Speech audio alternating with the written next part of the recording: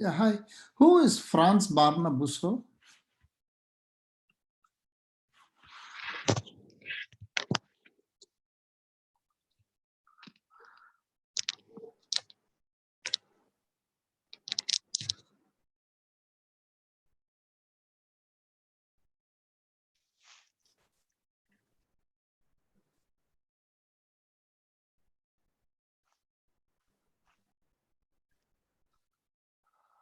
Hello.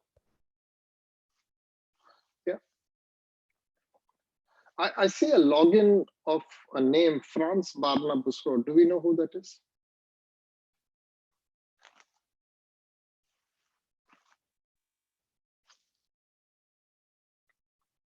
Hello?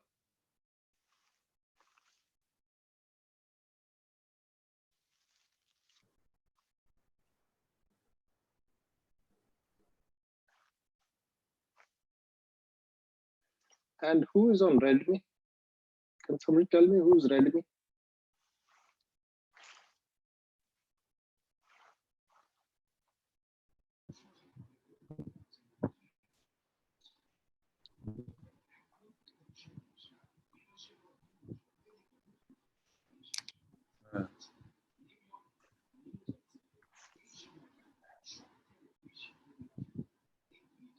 না এটা তো এই যে শেয়ার দিস কিনে যে মাঝখানে রয়েছে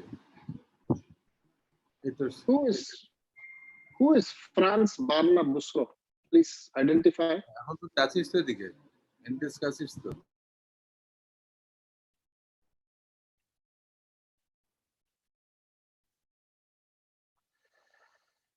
Hello?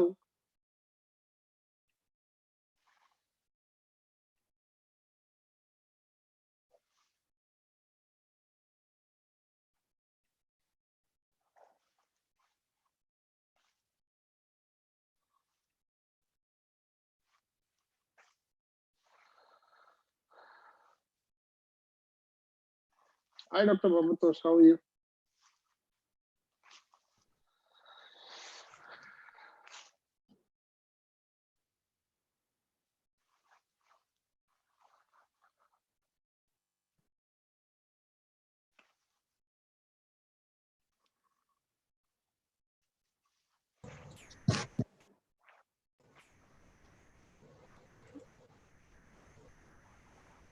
Hello? Hi, Dr. Bhabatosh. Can you see me? Yes, sir. Can you, okay, audible. You can How's hear that? me. Yeah, I can hear you very well, sir. Definitely you can see me. I can hear you, I can see you, everything I can. It looks that England is cold now. You're No, occasionally it's getting cold. I don't know. I'm feeling cold today. some days it is getting cold. Right. My So- house is like a cottage, so because it's a cottage, it gets the walls are very thick. So it gets very cold if I don't switch the heating on to full max.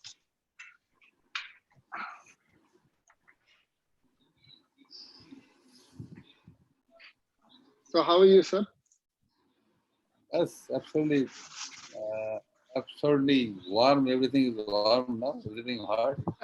Yeah, it's hot in Calcutta, isn't it? Yeah, India is growing very fast in terms of COVID. yeah, I know. I heard, And sir. today is an eventful day. Probably you are aware that another extension of lockdown period has been declared by Prime Minister. Oh, is that correct? Oh my God, I didn't hear that. No. How long have they extended? Not it. It has no definite things will be told tomorrow. Only it has been declared after meeting with CM, all chief ministers, that Oh, I see. period is extended. They have declared a financial package of 20 lakh crores. That is 10% of GDP. These Really? two Oh. words, other details have been given, and Uh-huh. all related details, everything will come tomorrow only. I see. But So 20 that lakh makes- crores, who is getting it? I mean, the question is, are those poor people getting it? All those people who are stuck without jobs, the daily wage earners. That is a major concern. Such a big country, 130 crore population, lot of poor people. And another concern is that migration, that people have to migrate. The train has started today.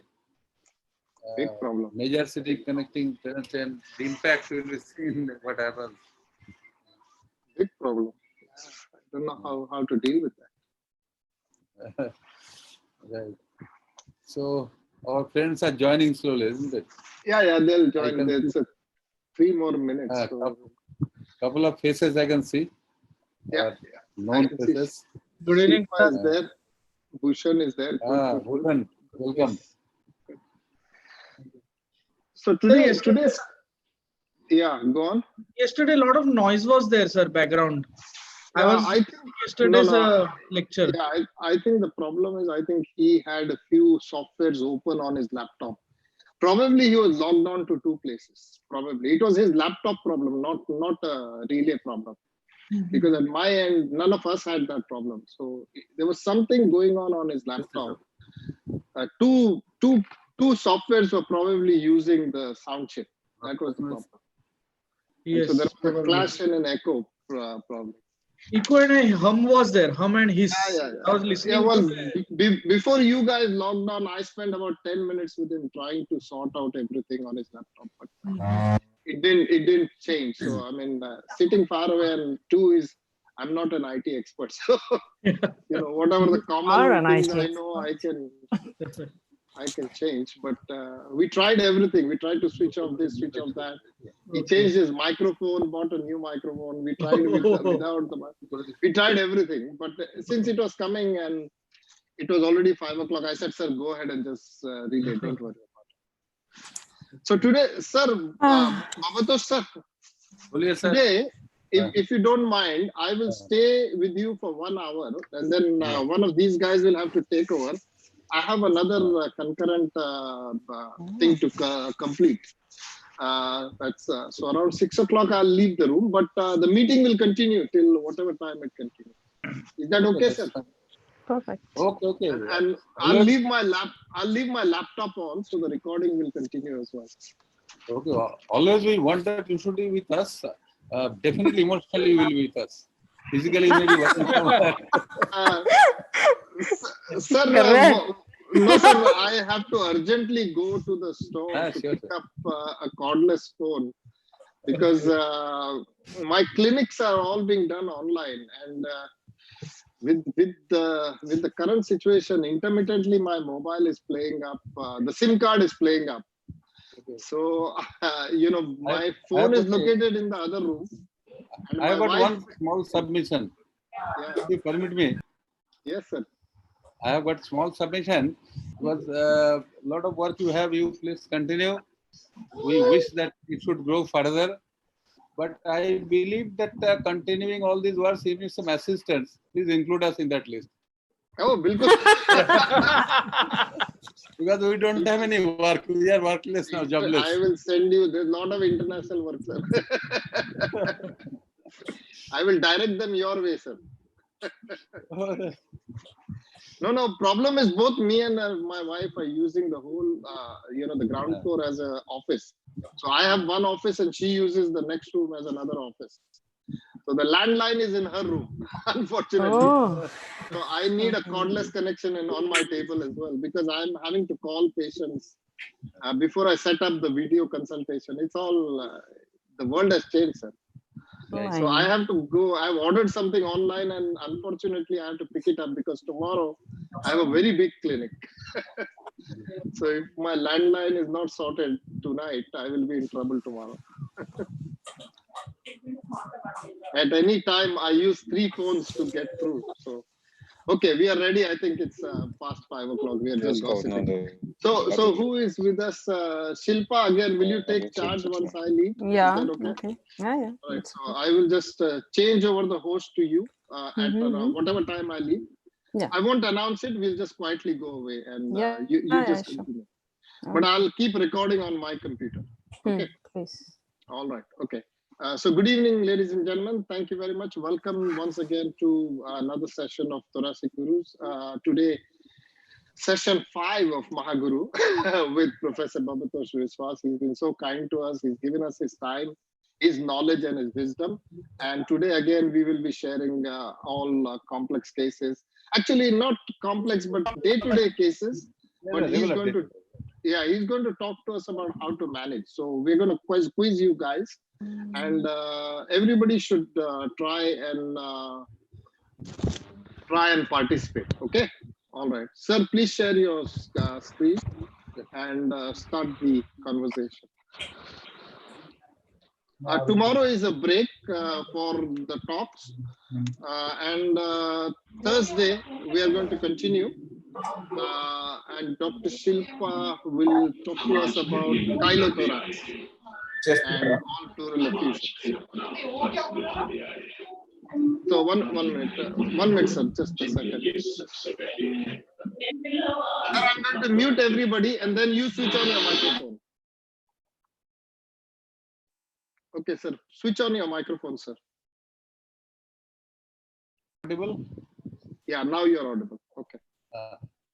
So let us start another session. As Dr. Jamir has pointed out very nicely, it is just a day-to-day practice. Whatever case comes, whatever case we are supposed to handle, each case have got some problem somewhere. So we have to catch hold of that. So in that sense, all cases are complex, and our job is to simplify all cases, to find out the easiest route to handle that case.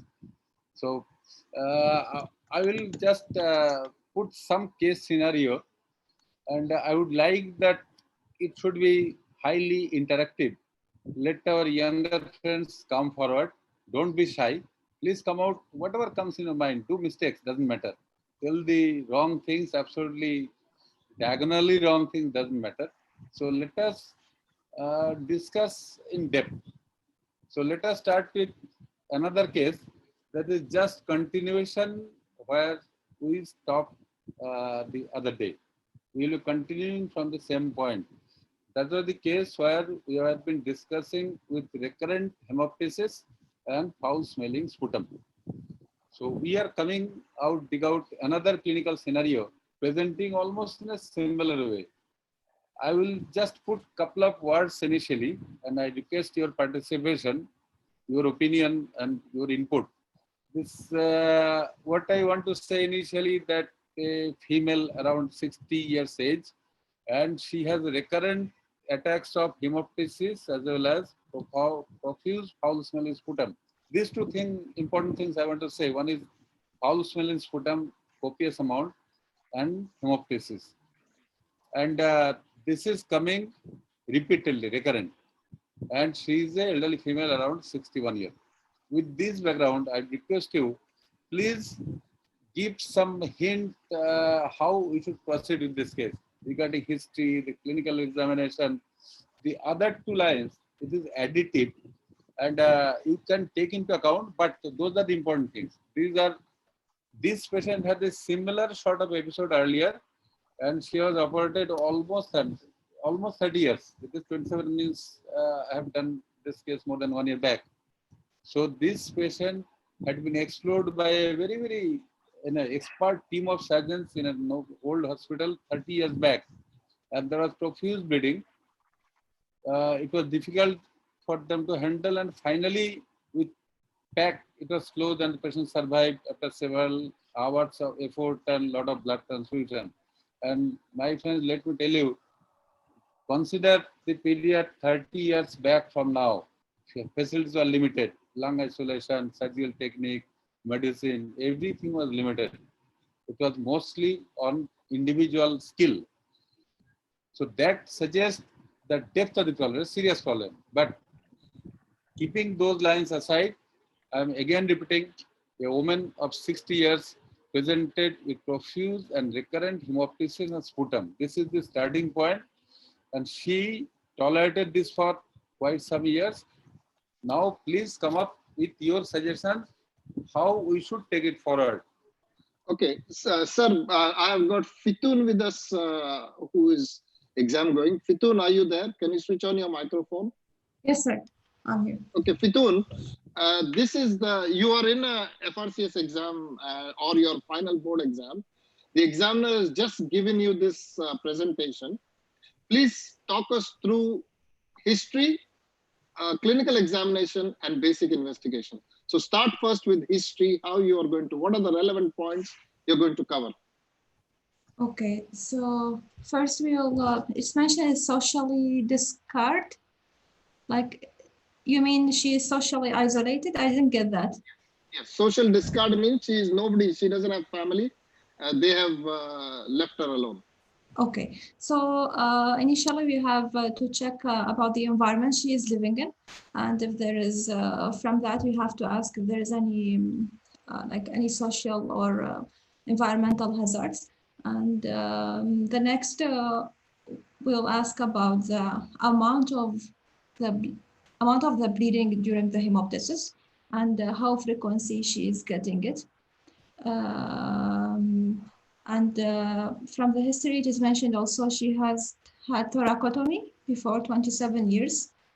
So that's also should be included. We have to ask what was the complaint before that and why it led to intervention. And, I mean, in case if she knows anything about that.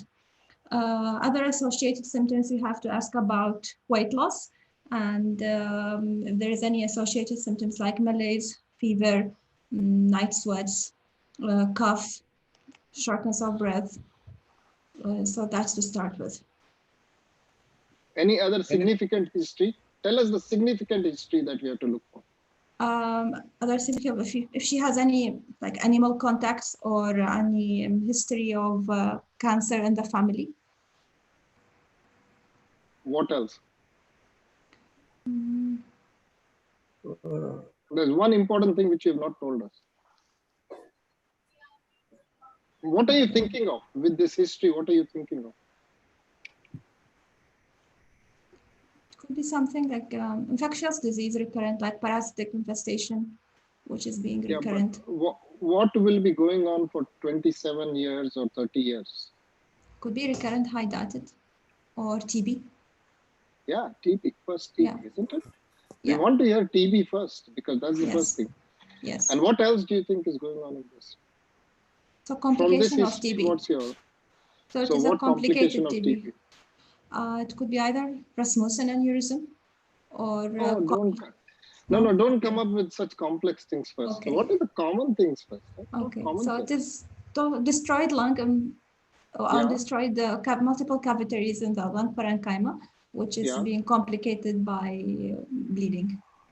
What is this foul-smelling sputum? What does that give you a clue? So obviously we're having a lung abscess. Complicated cavitary, like complicated cavitation of the. So what is the commonest complication of cavity of a TB? The commonest complication that you see, what do you think is? we have discussed many times now, Yeah. which causes Yes, and- hemoptysis. Fungal infection. Yeah, Yes. fungal Yeah. infection. Absolutely. right. Aspergilloma. Okay, all right. That's fine. Thanks, Fitun. Nikhil, are you there with us? Nikhil? Yes, sir. Okay, clinical findings. How will you? Examination, what are specific things? You will only tell us specific things. Don't give us the whole Mahabharata. Tell me in general examination what you're going to look for in a lady with a 30-year history. Dr. Jamir, Yes, sir. can I ask a little more to Nikhil? Yeah, please. While you are proceeding with such a history, the recurrent foul smelling sputum for 30 years, definitely to start with, malignancy ordinarily should not come in mind unless it comes later. Malignant patient would not have survived such a long time. Yeah. And it is very good proposition that we are thinking of hydrated. That is also nice. But such a long time continuing, TB definitely comes at first. And this is sequelae that you have to think at this point of time. Sequelae of tuberculosis. So regarding tuberculosis, you have to take detailed history. Whether definite history of tuberculosis, whether the patient was compliant, she took a full course of anti-tubercular therapy, or she was a failure, or HDR or MDR, all details about tuberculosis. And during these 27 years, whether she had recurrence of tuberculosis, any evidence of tuberculosis recurrence. And definitely in between you can find out that whether she is diabetic or not. A patient may not be tubercular or tubercular. Some chronic cavitary lesion is a most important proposition, and a diabetic patient, a woman of 60, if she is diabetic, if she is obese, if she is hypothyroid, these are other additional risk factors that may help to continue with this infectious cavity. So with this background and history, now let us proceed to examination. As Nikhil, please take it forward with this background in mind. Yeah. Say some general examination things and then you carry on with systemic examination. I expect pallor and tachycardia of mild degree. On respiratory examination, if it is a cavity on a localized area, there is a reduced bronchial breath sounds can be heard, and air entry will be reduced on the affected zone. If it is a destroyed lung, then the air entry will be reduced on the affected side. Nikhil, let me just point out something which is our expectation, as Dr. Jamil pointed out that day. That as examiner, we have got some expectation. You have to spell out that. So what we want during examination, you have to, during examination, your target will be lateralized, whether right side or left side. You have to find out findings accordingly.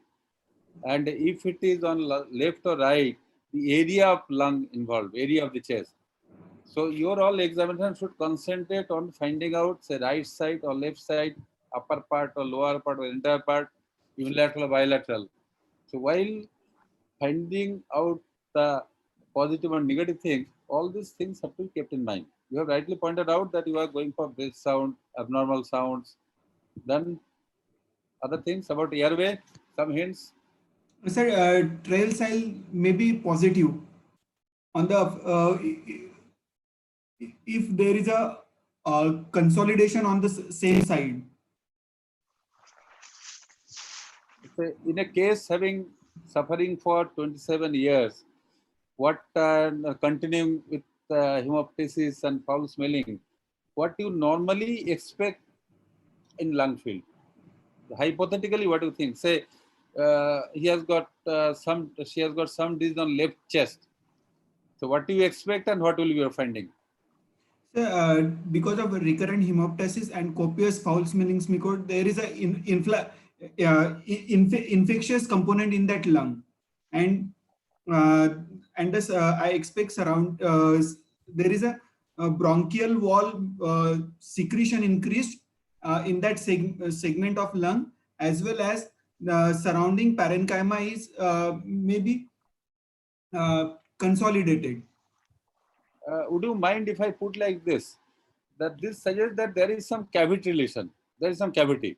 which is harboring infection, producing sputum, it is coming out, the lung around is not healthy, and it is communicated to the bronchus. Cavity is communicated to bronchus so that it is coming out. So it is a cavity relation. So cavity may be due to tuberculosis, it may be non-tubercular, it may be hydrated, but probably not malignant due to its long duration. However, the lung cancer on TB scar, it is very infrequent, but may happen sometimes. So keeping this in mind, that is a cavity lesion as a sequelae of tubercular or non-tubercular lesion. Then if it is, then what will be your clinical finding? Can you clarify a little more? A little clear, like PG candidates. Little more clear finding. I tell you specifically the cavity, say in the left lower zone, there is a cavity. We just dig out the clinical findings. Nikhil, just Yes, tell 30 years history, what is happening to the lung? And, use the words, use clinical words, fibrosis. We have not heard the word fibrosis being mentioned at all so far. We have not heard destructed lung, destroyed lung. So use clinical terms and explain to sir what is the scenario there. Sir, since 27 years, there is an ongoing infection. Because of that, she is having a recurrent hemoptysis leading to liquefaction of the tissue in the area, forming a cavity and surrounding fibrosis. So Clinically, what will you find? sir, air entry will be reduced on that particular segment and bronchial breath sounds. Okay, what else? On inspection, the affected zone is less expanded compared to the other zones. What will happen to the chest wall? The shape, movement. Chest wall, Nikhil, chest wall. What will happen if you've got fibrosis underlying in the lung? What happens to the chest wall? Sir, Sir, I just told you shape, movement, everything you have to tell us.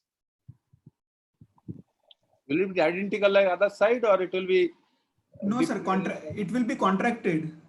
Yeah, so say that now. We want to hear words, some words you say.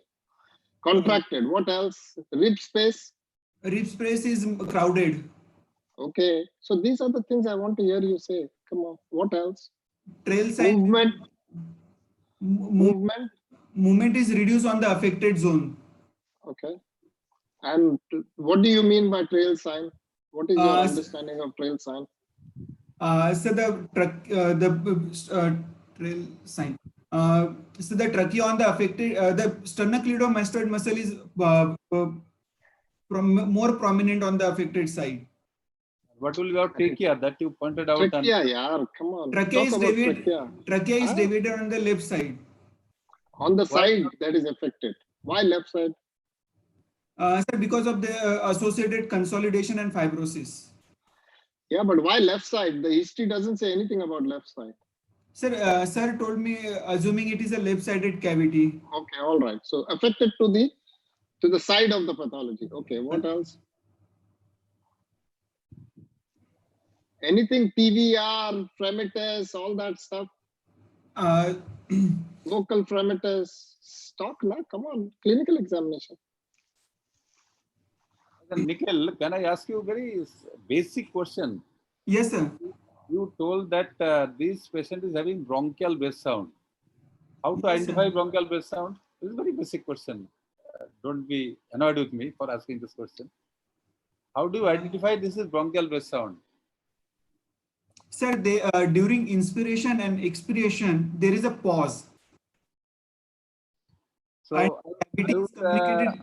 yes, I would ask you to tell very clearly, because normal bass sound is vesicular bass sound. Yes, sir. What is the difference between vesicular and bronchial bass sound? There are 1, 2, 3 components. Just tell one away. These are the differences. So there is an inspiratory component and expiratory component, and there is a time duration between these two phases. In bronchial breath sounds, there is inspiration and there is a time duration. There is no air passing, and during expiration there is a air. You can hear a gush of air. While in vesicular breathing, the inspiration as well as expiratory component are in continuous phase. So let me summarize what you told. That to differentiate bass sound, it is one inspiratory phase, length of the inspiration, length of expiration, gap between this, and intensity. Yes. So keeping this in mind, again, tell me, put your modified answer, high quality answer. So 1 minute, sir. I want to tell Nikhil that I am actually not satisfied with the way you have answered at this moment, because you have not told me on inspection 1, 2, 3, 4, 5, on palpation 1, 2, 3, 4, 5, on auscultation 1, 2, 3, 4, 5. So take another chance. Otherwise, I'll pass it to somebody else. But take another chance. Please talk in a proper clinical way how we do a clinical examination. So here is the patient on inspection. What are the findings? On palpation, what are the findings? On auscultation, what are the findings? I want separate things, okay? A percussion and auscultation. So everything in the standard format, please. If you're feeling the pressure, I can pass it to somebody else. No, sir, no pressure. Okay, then please answer in 4 lines, proper 4 points. Sir, on inspection, trail sign will be the positive. Don't use trail sign. Everybody gets upset by this. You say trachea is deviated or whatever you want to say. Just don't use signs in description. Okay, carry on. Sorry. Carry on. So trachea is deviated on the left side. The expansion of the chest is reduced on the left lower zone. There is asymmetry between the both hemisphere of the chest. Right side being normal. However, the left side has the contracted chest with the space between the ribs has been reduced. Okay, just stop 1 minute. If the left side is affected, what happens to the right side? Traditionally, what happens when the left side is affected? What does the right side do? Usually. Will there be compensation or no compensation? There will be a compensation. Yeah, so how can right side be normal? No, at least talk in a normal scenario. Just talk about what you see. Okay, what else? On palpation, what you found? So expansion of the chest is reduced on the left affected zone. Okay. And there is there might be there is no tenderness over the ribs or over the intercostal spaces on the affected side. On auscultation. What is before auscultation? Percussion. Sir, and palpation, the tactile vocal frematus is increased on the left affected zone. On percussion, there is a on the right side the percussion is normal. However, on the left side there is a increased tympanic resonance in the left affected lower zone. And while in the upper part there may be a resonant node. On auscultation, the heart sound are well heard without any murmur. Air entry is normal on the right side without any without any added sound, while on the left side the air entry might be normal in the upper zone. However, there is a bronchial breath sound in the lower zone of the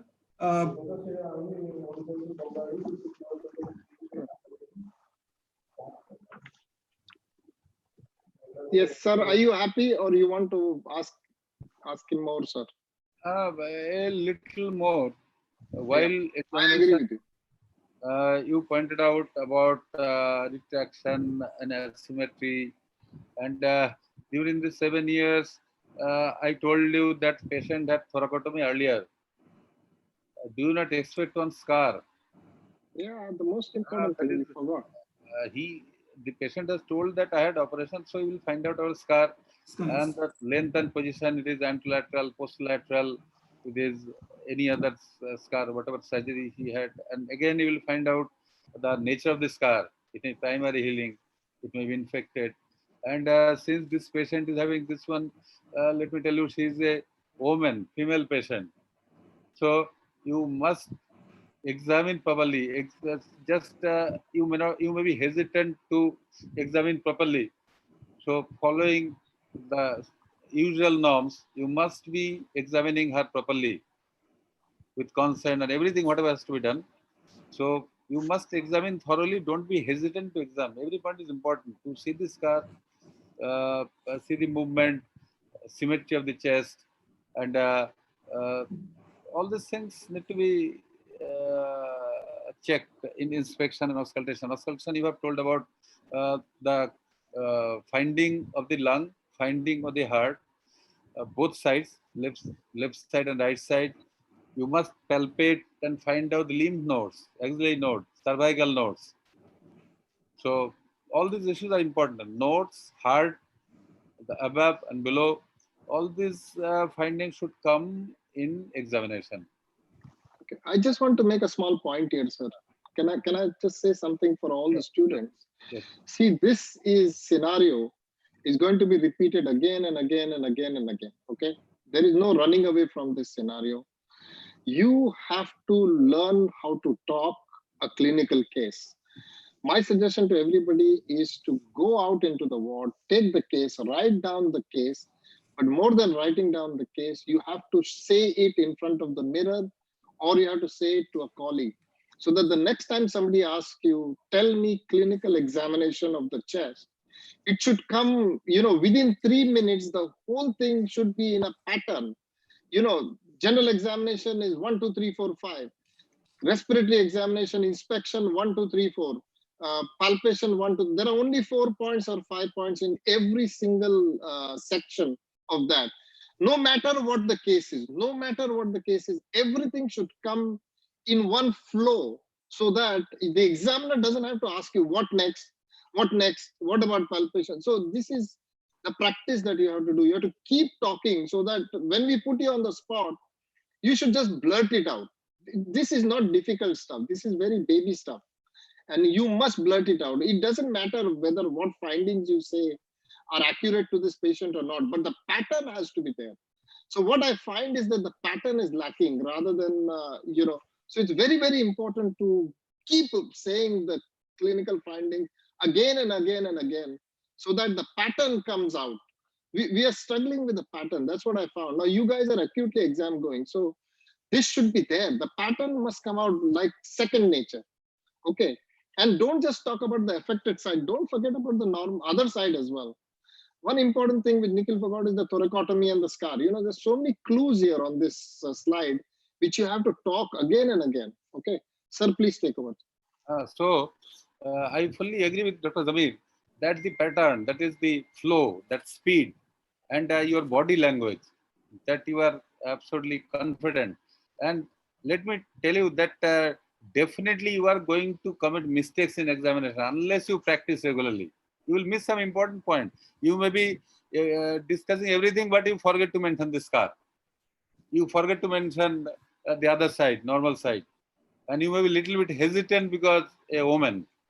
So you must have adequate flow. So with this, let us proceed further. If it is after clinical examination, you must have some investigation, some imaging. What imaging you need, and before going for imaging, you must tell some differential diagnosis, at least couple of 4, 5 important differential diagnoses that will help you to take imaging further investigation. So let's call on somebody, sir. Pallavi, are you with us?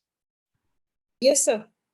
Okay. Now, advice to you, Pallavi, is to see, when you are giving an answer, it's about communication. You should be able to communicate your point to us. There are two problems. One is you can talk very slowly and hesitantly, or other is you can talk very fast. And so communication is getting the correct speed, point-wise, making sure that the examiner is completely understanding what you are saying. So, Pallavi, you talk very fast. So I know you know it, but communicate to me in clear language how will you decide the investigations of this patient? Sir, I would like to start the investigations by doing a CBC count for this patient because she is having recurrent massive hemoptysis. So I want to be sure whether her hemoglobin is at the is reasonably okay or whether she needs blood transfusion acutely. Yeah, slow down a Before little bit initiating more. further workup. Right, sir. Continue. Subsequent to doing that, I would like to first do a chest X-ray for this patient. In the chest X-ray, the findings that I'm hoping to see are either it would confirm or corroborate my first clinical diagnosis of a post-TB sequelae, which can be because of a destroyed lung or aspergilloma or bronchiectasis. The second investigation that I would like to do is a fiber optic bronchoscopy. The fiber optic bronchoscopy would, one, rule out a foreign body because my second differential might be a foreign body which has caused this recurrent hemoptysis and copious cough. It will also help me to take sputum examination for bronchial washings, which will be sent both for pyogenic cultures as well as for tubercular cultures, because I'm not sure whether this patient has ever taken anti-tubercular therapy, and because she's a social discard, she might be having active TB at present as well. The third thing that I would like to do with the bronchoscopy is to see the condition of the trachea and bronchial wall, both on the right and the left side. Once I have done the bronchoscopy, it might also help me to localize the site of the bleeding. If the patient is having acute massive hemoptysis, then immediate bronchoscopy I will not be doing. But if the patient is having a controlled hemoptysis, I would like to do a bronchoscopy, and in case during bronchoscopy there is an acute episode of hemoptysis, I would like to do a balloon tamponade of that for the temporizing measure. Subsequent to a bronchoscopy, I would like to do a CECT thorax for this patient. Let us discuss something about bronchoscopy. You have told a couple of points about bronchoscopy.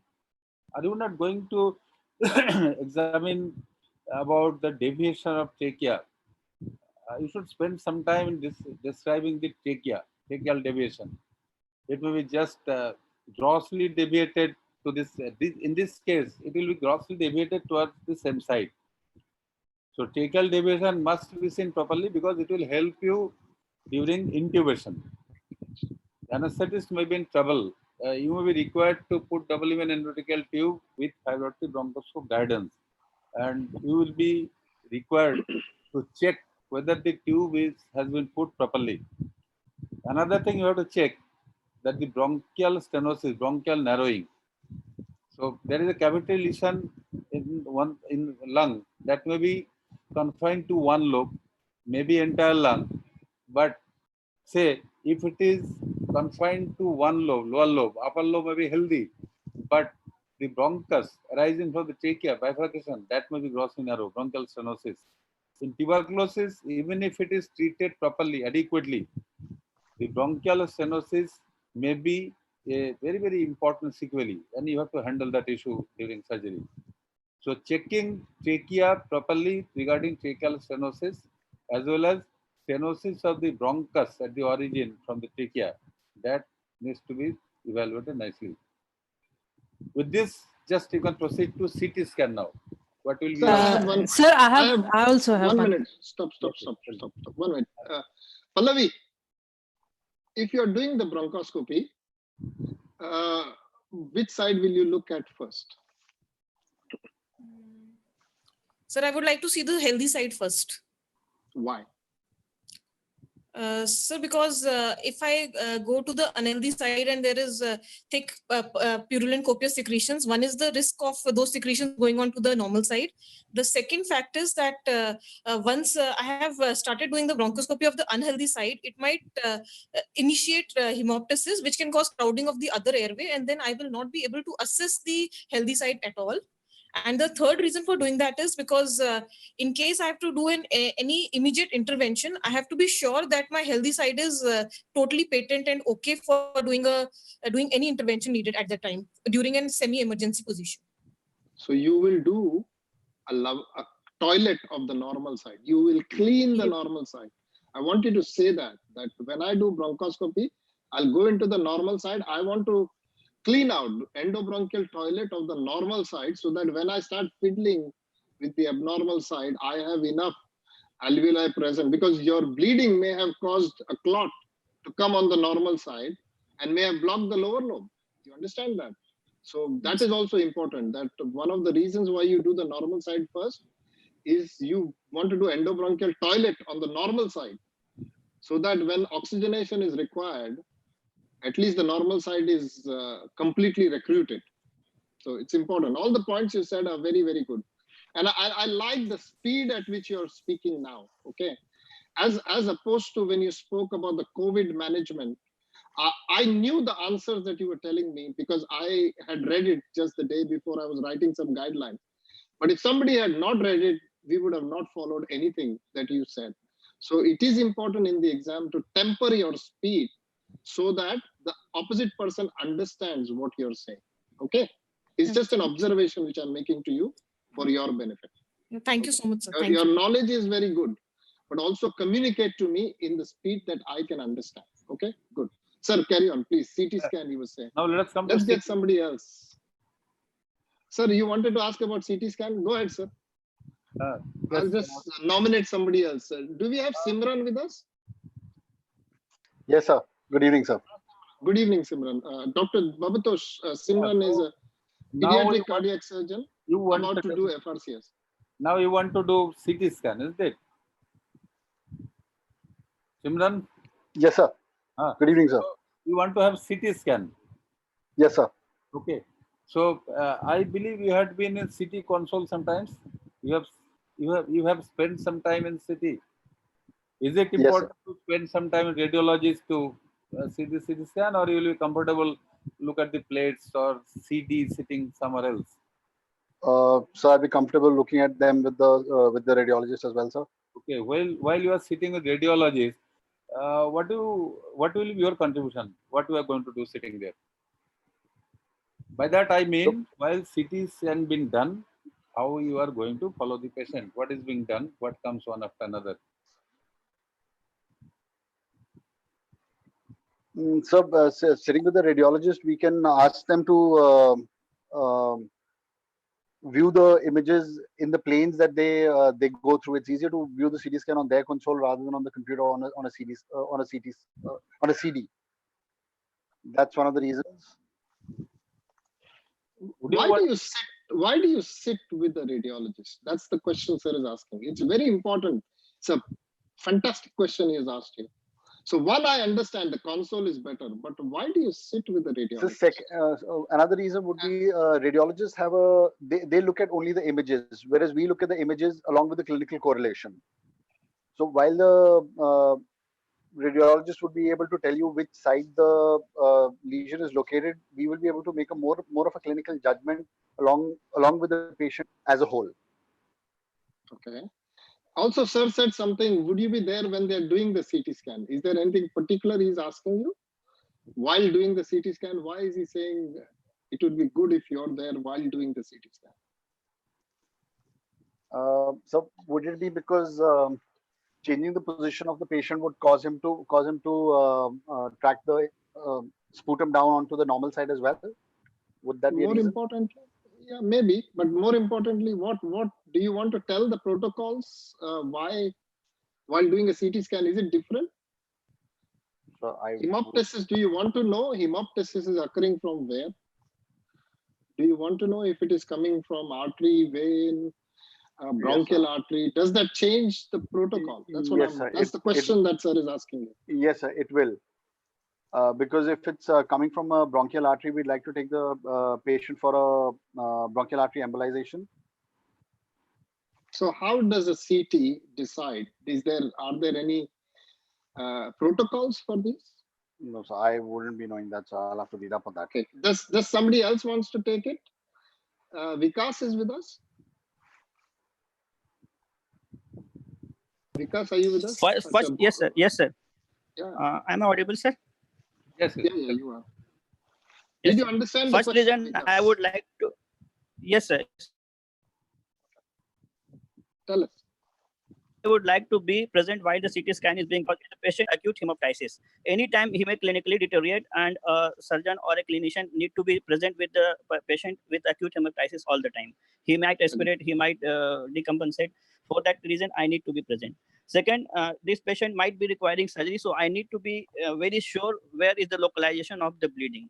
So I would request the radiologist to do CT, contrast enhanced CT scan, arterial phase, venous phase, as well as the pulmonary artery phase we want to know, so that we can pinpoint where the bleeding is, which will decide my further course of action, where I am going to operate, or if I find a lesion which is amenable for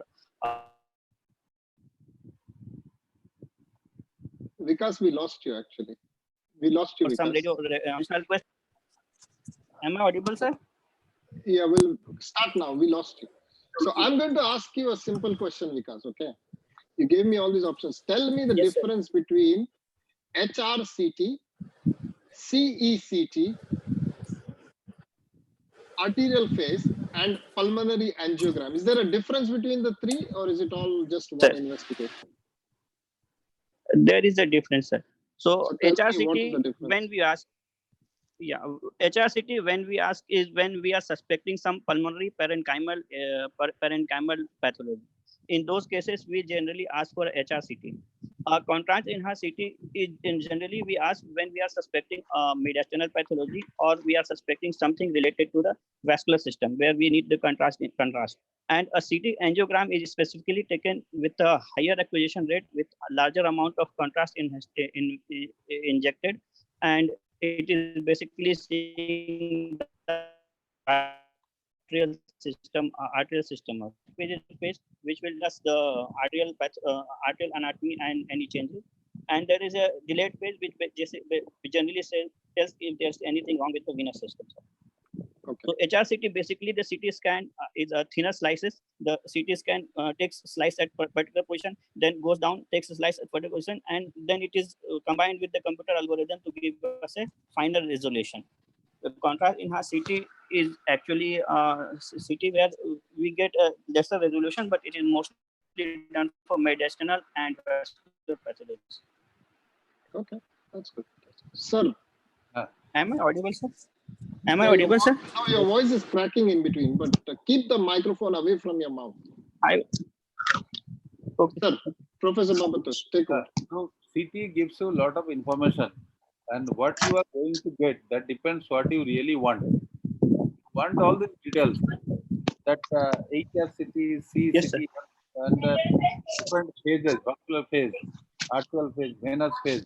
So all that you have to keep in mind. That will help you to decide what you are going to do. Okay, if you Yes, sir. want bronchial artery embolization, so you have to evaluate the bronchial arterial flows. Phase. So all the details, if it is in your mind, what is in your mind, that you can see only. If it is in your mind, you can check all the details while sitting in CT, and you can plan your therapy. And another very simple thing, basic thing, is pulmonary window, mediastinal window. That is very simple thing. If you want to see a cavity, just tell me. If you want to evaluate a cavity, what will be your CT view? What will give you more information about cavity? The pulmonary window will give me better idea about the cavity, but the contrast enhancement will tell us what is happening at the wall of the cavity, sir. So all these points have to be put together to decide whether you are having a cavity lesion. If it is cavity, number of cavity, size of the cavity. Next, any other point about cavity you want to know? Any details about cavity? Whether it is communicating with a bronchial tree or not. Any other thing? Anything about cavity? Wall thickness? Yes, sir. Wall thickness is important. We need to know whether wall thickness is whether we have plane for where we can go on for resection, sir. If I come and thick wall cavity, can you dig out some information from this? Do I mean something? If I say thick wall cavity or thin wall cavity, is it important as a surgeon for you? Yeah, a thick wall cavity means it has been there for long duration and there has been inflammation around the cavity. So there will be adhesion. I am likely to expect more trouble during the surgery. If I say that it is a thick walled cavity of shorter duration, not long duration, but thick walled, does it have any meaning? Short duration but thick walled. Thick walled cavity. Histological relation, anything? It hydatid will have a thicker cavity in shorter duration also. Is it? What about malignant lesion? Malignant lesions will not have thick cavities, sir, because there is activity going on the peripheries. If I comment that is thick walled cavity, another cavity, thin walled cavity, which one is infective? What is malignant? Is there any bearing? Thick walled is more likely to be infective, sir. Anybody else? Any opinion from anybody? Cavitating carcinoma. What about content of the cavity? I didn't hear you say anything about content of the cavity.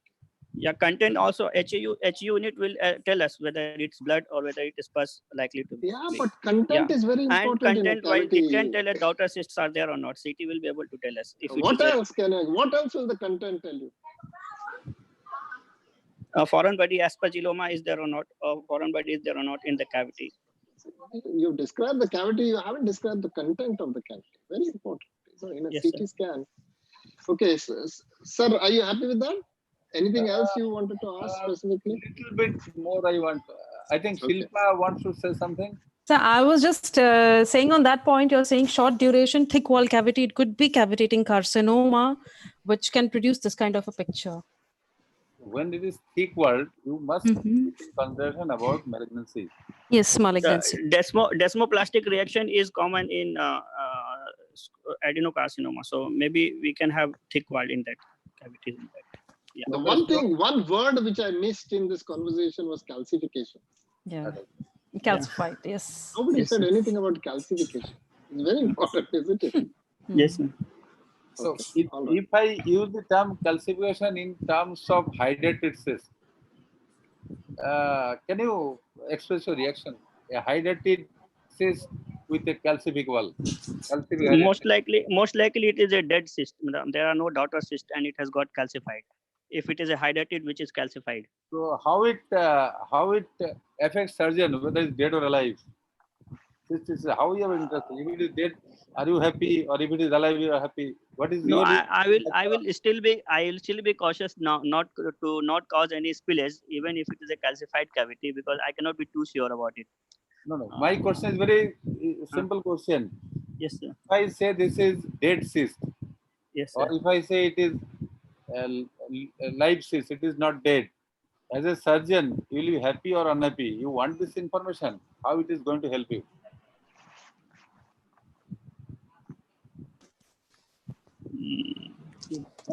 No idea, sir. Will find the answer? Dissection will be difficult. Taking out the dead calcified cyst, it will give rise to more parenchymal damage. Marsupialization of this cyst will be difficult, actually. What I expect, let me tell you, if it is calcified dead cyst, means during surgery, if there is spillage, there is less chance of recurrence. So living cyst. That is yes. Sorry, sir. But I still need to take all the precautions. No, if it's a calcified cyst, no. Nobody prevents you from taking precautions. Okay, I will be less worried, right? I will be less worried about the. I want to make a point now for all the youngsters. Okay, sir was asking a very specific question. He kept saying dead about 5 I was times, hesitant of telling that I will years. not be worried about spillage because less worried. Not worried. You'll be less worried. He's very clear. His question was very repeatedly clear. he's telling that. I could read his mind from 5,000 miles away. So you are closer. Okay, sir, I want to ask a question for these guys. Is Parth with us? Parth Solanki? Yes, sir. Okay, Good evening, Parth, sir. Good evening, Parth. Tell us all radiological findings of a hydrated cyst. What are the signs? If you know them, you tell them. If you know some, you tell some. We'll ask somebody else to tell some. But try and tell us some things about signs, radiological signs of hydrated. Dr. Zamir, by this time he talks. I'm just moving this side. Don't worry about that. I'm just moving. You do that. To help him. Yeah. Okay. Parth, come on. Yes, sir. If you're not happy, say Uh, I'm not happy. That's okay. Sir, I know 1-2 science, but I actually can't Come say with 1-2 exactly what science. the science stand for. So there is water lily sign, then one is crescent sign. Sir. Okay. So let's ask somebody else who is more happier with this topic. Sorry, Parth, to put you on the spot. Do we have Ramaswamy with us? Is Ramaswamy logged in or not? Ramaswamy, are you there? No. Okay. Yes, I am putting the slide on to help him to see the X-ray. Okay, Bhushan, come in. Bhushan, you take this. Okay. Tell us all the radiological signs for hydrogen.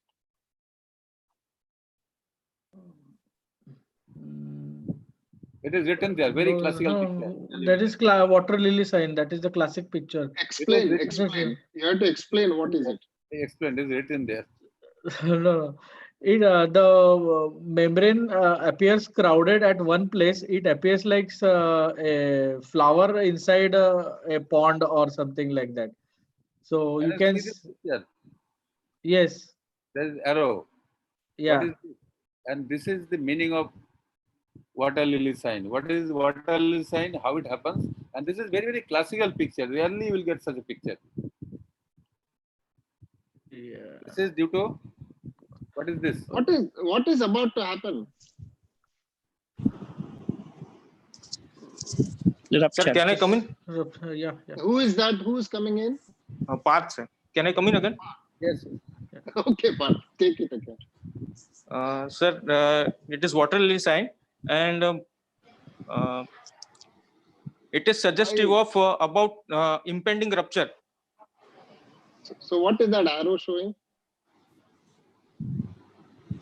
Exorcist, sir, and parasystic reaction. Why water lily sign looks like this? What is this?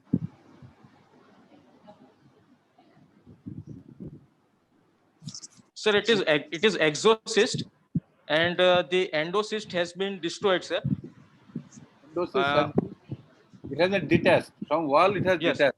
Normally, this should be here only. So if this is the entire cyst, it should be here only.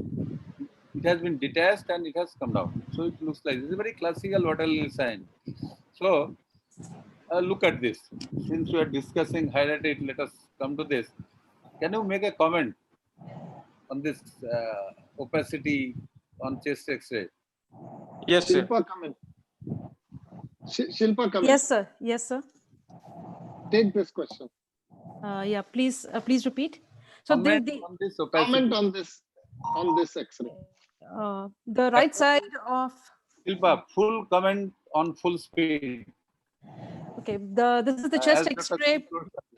This is chest X-ray PA view, and the right side of the hemithorax is showing two well-defined, probably cystic cavities overlapping each other, and the rest of the lung parenchyma is less to be visible.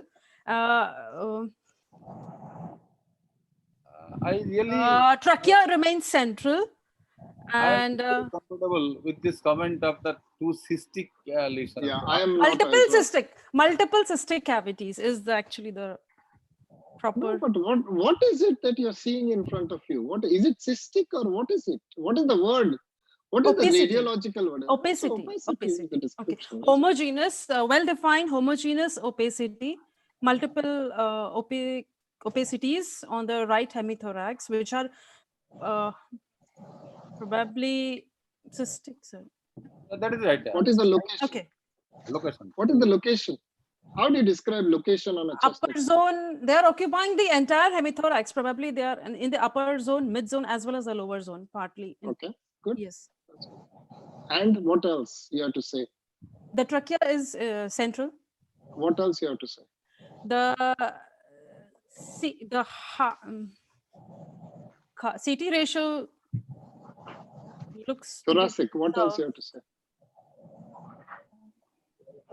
The other side is normal. There are no cysts on the other side. On the other side. Almost everybody forgets this. You know, hydatiid is bilateral. So you have to say the other side is normal or not normal. It's very important. might have cyst, other lung may be abnormal. So that's important while Yes. going with this. Okay, in this connection, let me ask you one question. You have heard about giant cyst.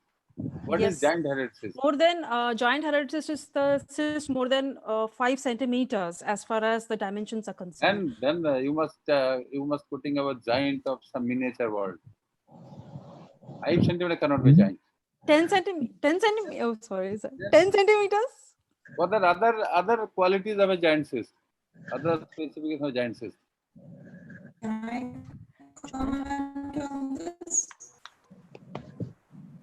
Since it has been marked as a separate class of cyst, giant cyst, so it must have special qualities. Usually peripherally located. Since it is so big, it may occupy the entire lung field from medial to lateral. Yes. So giant cysts usually have some specific qualities. It affects younger people, but younger people, lung is more elastic. So giant cyst has got more chance of getting ruptured. Okay. So it may be due to elastic. So younger people, usually it has shorter duration. Softer elastic lung in younger people, cysts become quite big in size. There is more chance of rupture.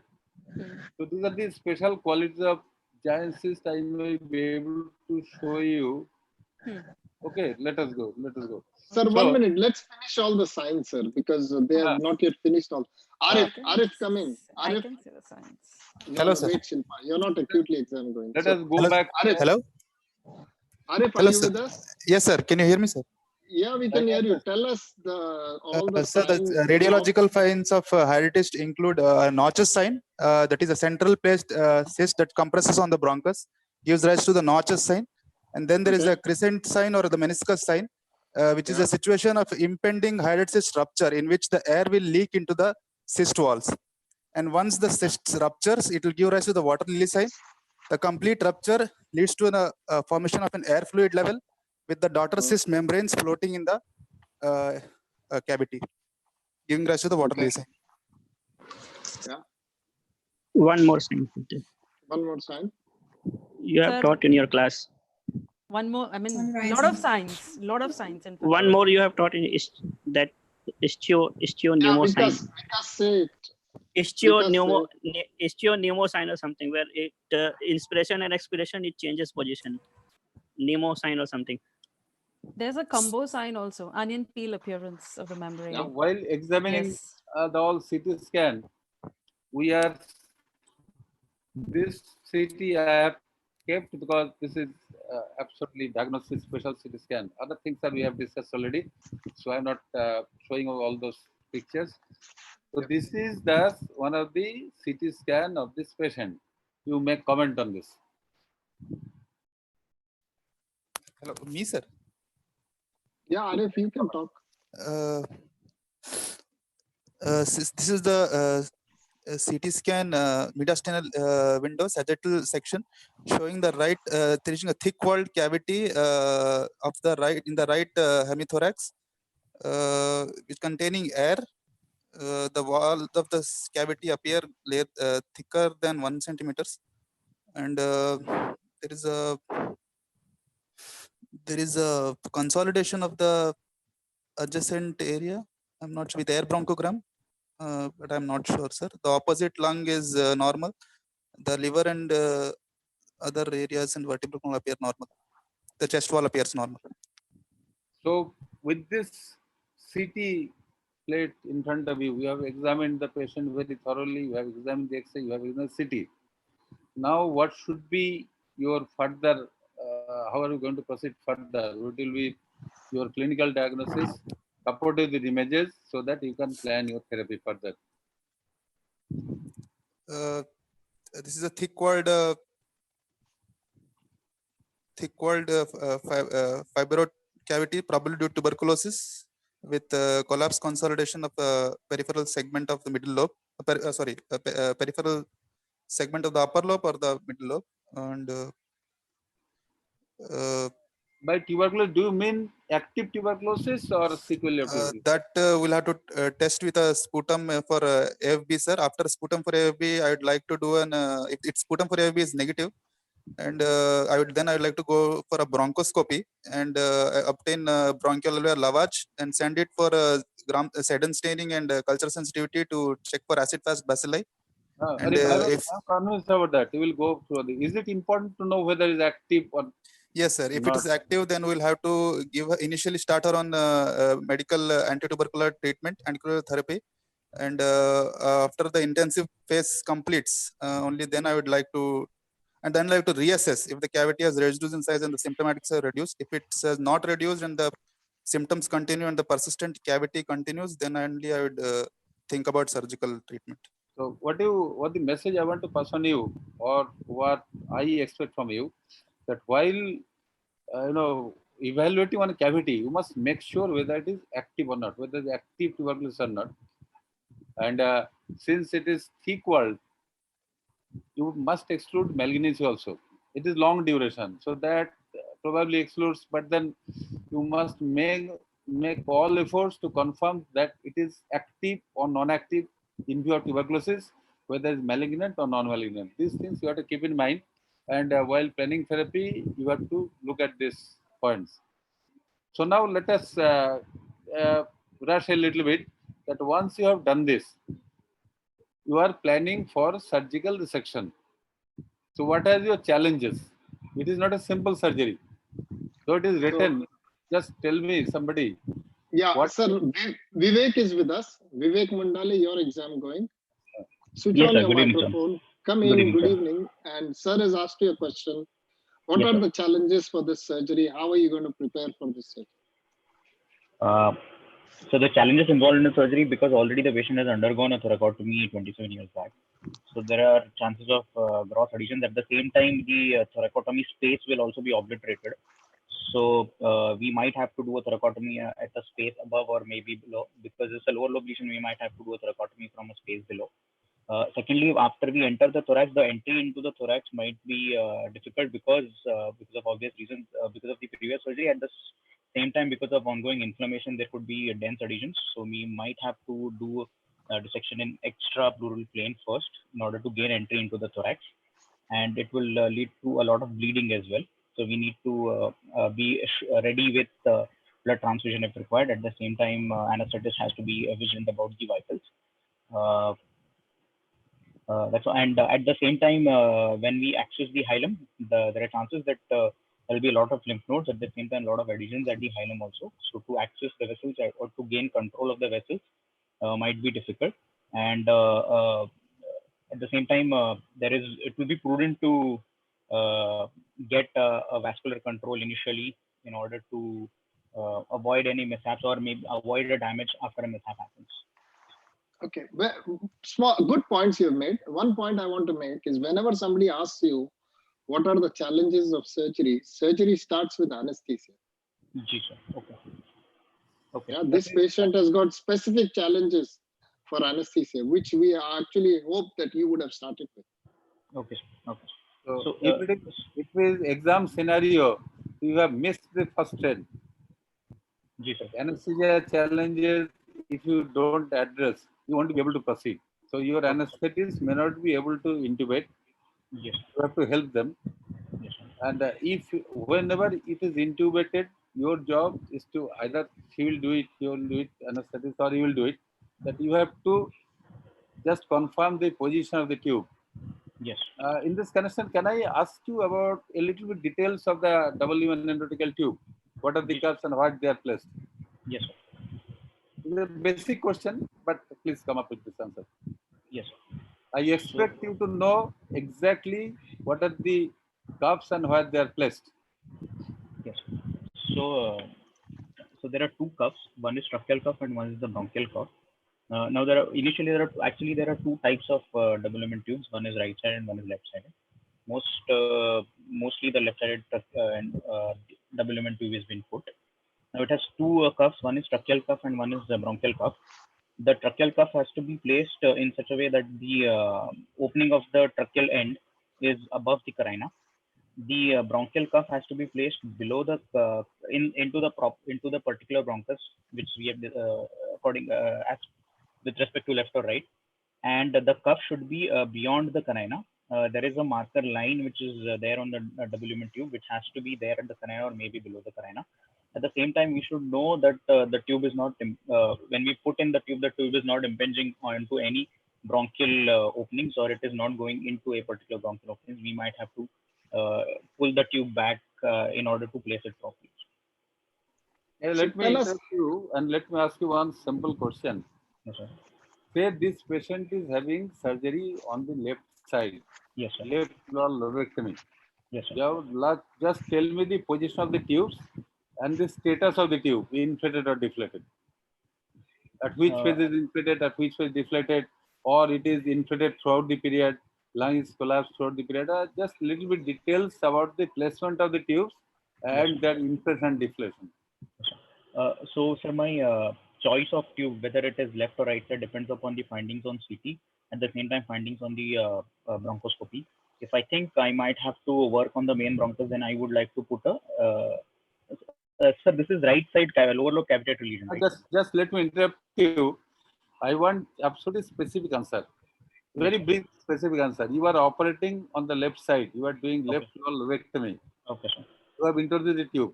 Just tell me the position of the cuffs and the status of inflation or deflation during the stage of dissection.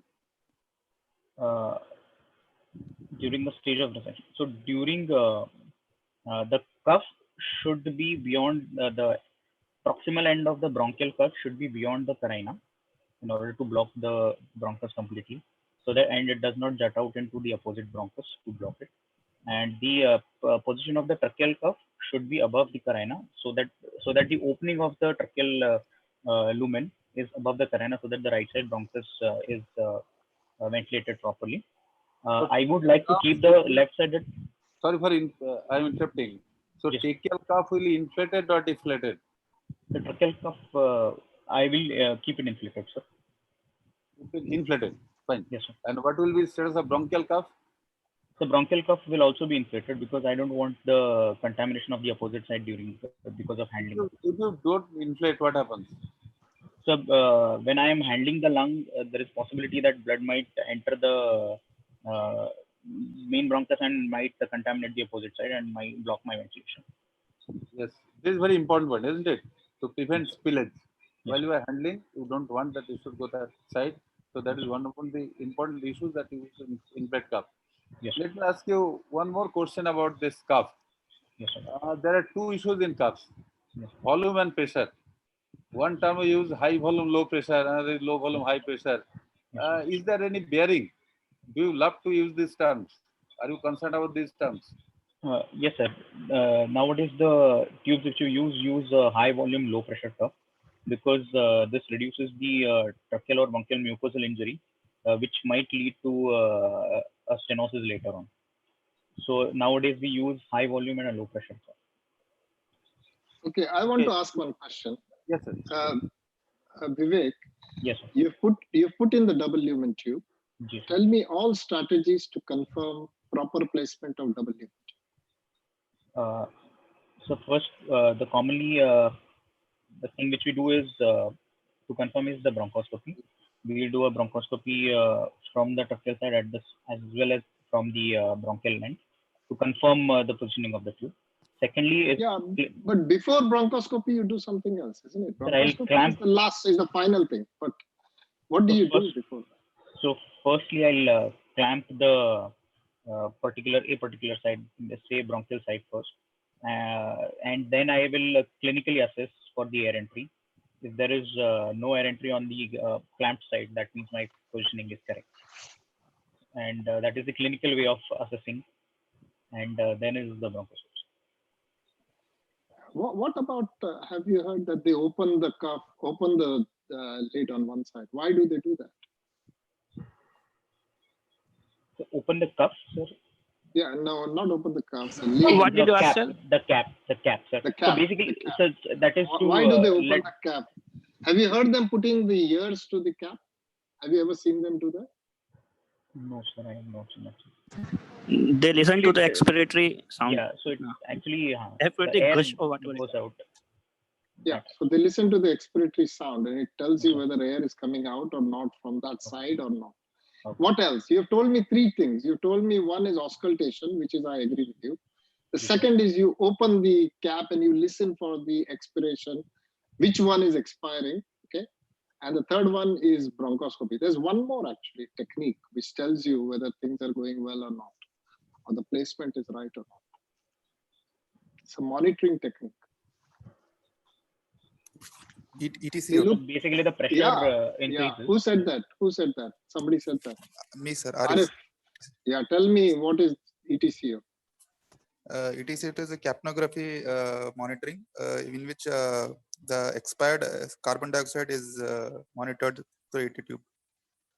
So you selectively look for the ETCO of the two sides, okay?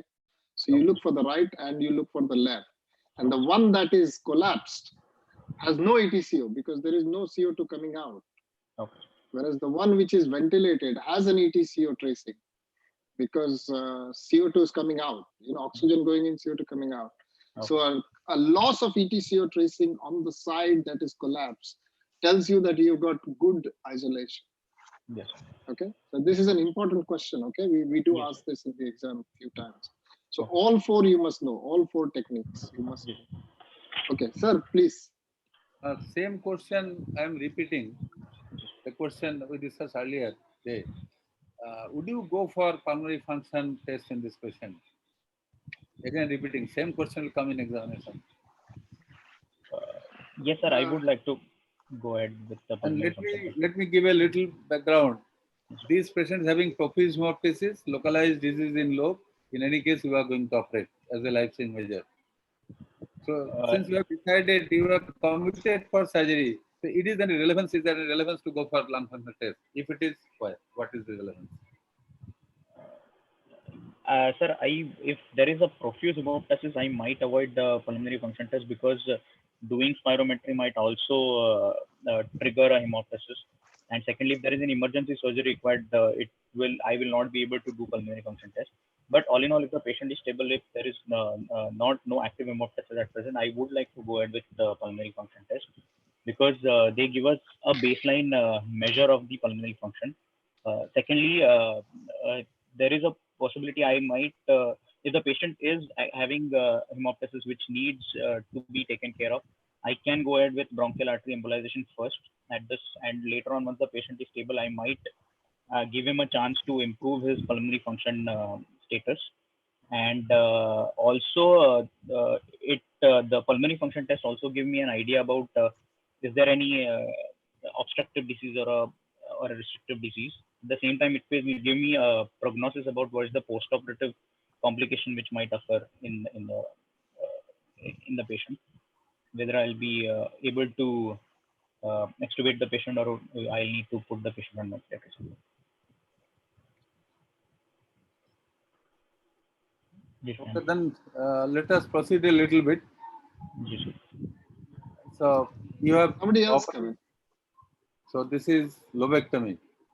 So looking at this operating specimen, you discuss about further treatment.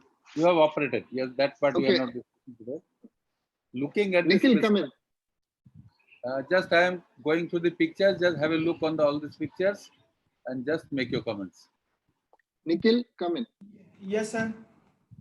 Come in. See the pictures and make a comment to sir.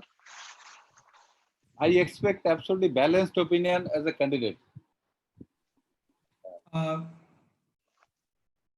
Sir, this is a sir, exact dimension I don't know, but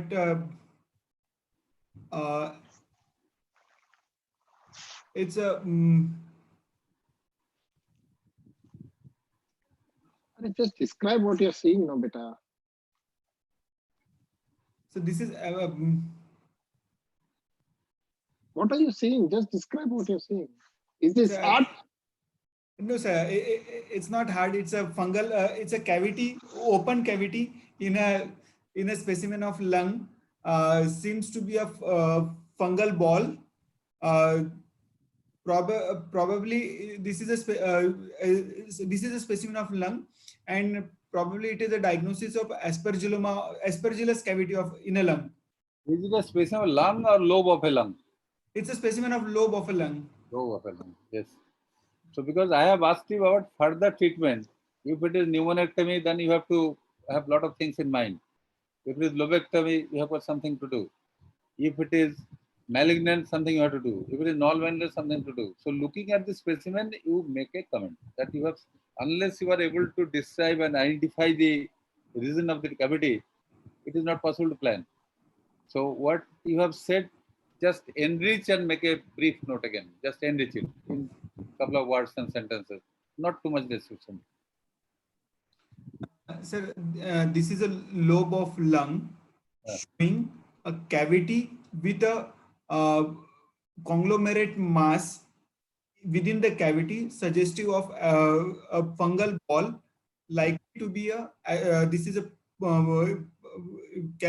post-tuberculous cavity with a fungal ball aspergilloma. Thick cavity or thin cavity, single cavity, multiple cavity? Right now, since it is a cut specimen, I can see only one cavity, and it is a thick wall cavity. Thick walled solitary cavity having a fungal ball inside. So does it prompt you to go for any other therapy? Can you propose that you have to do something, or you simply ask the patient to go home? No, sir. I like to put the patient on a antifungal treatment and a close follow-up. Do you want to have little more information, some more details about this patient after operating this patient? Sir, I like to do a chest X-ray and see for any spillage or a that you are a fantastic surgeon. I don't expect that you have done a spillage. You are an anesthetist. You are all brilliant people. You have done a nice job. So let me come back to your point. This is a lobectomy done having a fungal ball. So any role of antifungal drugs? If yes, you have to justify. If no, you have to justify. Sir, yes, there is a role of antifungal therapy. I like to give a 6 weeks. Nikhil, 1 minute. Sir asked you 2 questions, if yes and if no. He is asking for a balanced view. This is for everybody to understand. Sir's question was very classical. A balanced view. Do you know that there are 2 sides of the argument for this? So don't jump into one side and say only one side. You have to talk about the balance that he is asking for, okay? Yes, so sir. Talk about both options, please. So, Dr. Jami, let me interrupt you. Yes, sir. So whenever examiner asks some question, please note every word. It is not that casually I have uttered the word balance. The crux of the question here only, examiner is asking about a balanced view. Please put a lot of weight to this balance. Then now give your balanced answer. So you should say, sir, both are possible. Okay. Come on, you have to say that. Don't just jump into. There are 2 schools of thought. We can. There are 2 schools of thought. You have to The say that. Okay. First school believes that it's a fibrous cavity and there is very less likely of fungal invasion in the blood circulation. So, and whatever fungal antibiotic we give, they generally don't go into the cavity. So there is no role of post-operative fungal antifungal treatment. Second school of thought believes that these cavities do have vascularity in the wall, and there is chances of spillage of the fungus in the blood circulation, which may lead to post-operative fungemia. So 6 weeks of antifungal therapy is contemplated in those patients. Are you happy, sir? Yes, sir. This is the answer I expected. Now, next part I will ask you, what are the antifungal drugs currently available? What is the dose and what is the duration? Normally, antifungal drugs are thought to be very difficult drugs to handle, a lot of complications, toxic drugs. So, Nikhil, continue. Let Nikhil take it. So, voriconazole 400 milligram once a day for 6 weeks. What else? What are the antifungals? Itraconazole. Whenever, Nikhil, whenever you quote about drugs, you have to say route of administration, it is IV, IM, oral, drop, dose, maybe single dose, double dose. All these points you have to mention in your drug schedule. From your answer, I am not sure whether you are talking about it is oral or injection. But just quote all these issues when you talk about So drugs. I like to give tablet voriconazole 400 milligram once a day orally for 6 weeks. So if this patient is a boy of 6 years or he is of 60 or 60, both of them you are giving the same dose. No, sir. Then so dose should be given in terms of body weight. Per kg, the dose should be per kg. So just now we have discussed about hydrative. Here you give albendazole. Routine answer based on 400 milligram twice a day. So my set question, if I am examiner, I'll ask you if it is 4 kg or 80 kg, you will give the same 400. So while answering about drugs, please mention the dose and the route. It is oral or injection. And always mention per kilogram. Sir is very right. Okay, all doses should be per kilogram body weight. So these are very simple things in your clinical practice. You have to apply it. And what Dr. Zami told you earlier, it should be rehearsed properly. While answering, you must give it in a absolutely smart way. Smarting in a answering in a smart way. And the other part of my question is not yet answered. What are the other antifungals available now in clinical use? Only one drug is not available. There are alternatives. Itraconazole. The same mistake you have done. Oral injection dose. So this drill you have to follow like military. Same drill. Yes, sir. So while you will be answering about antifungal, just remember what are the drugs currently available. One drug may be very commonly used. One drug may be very safe.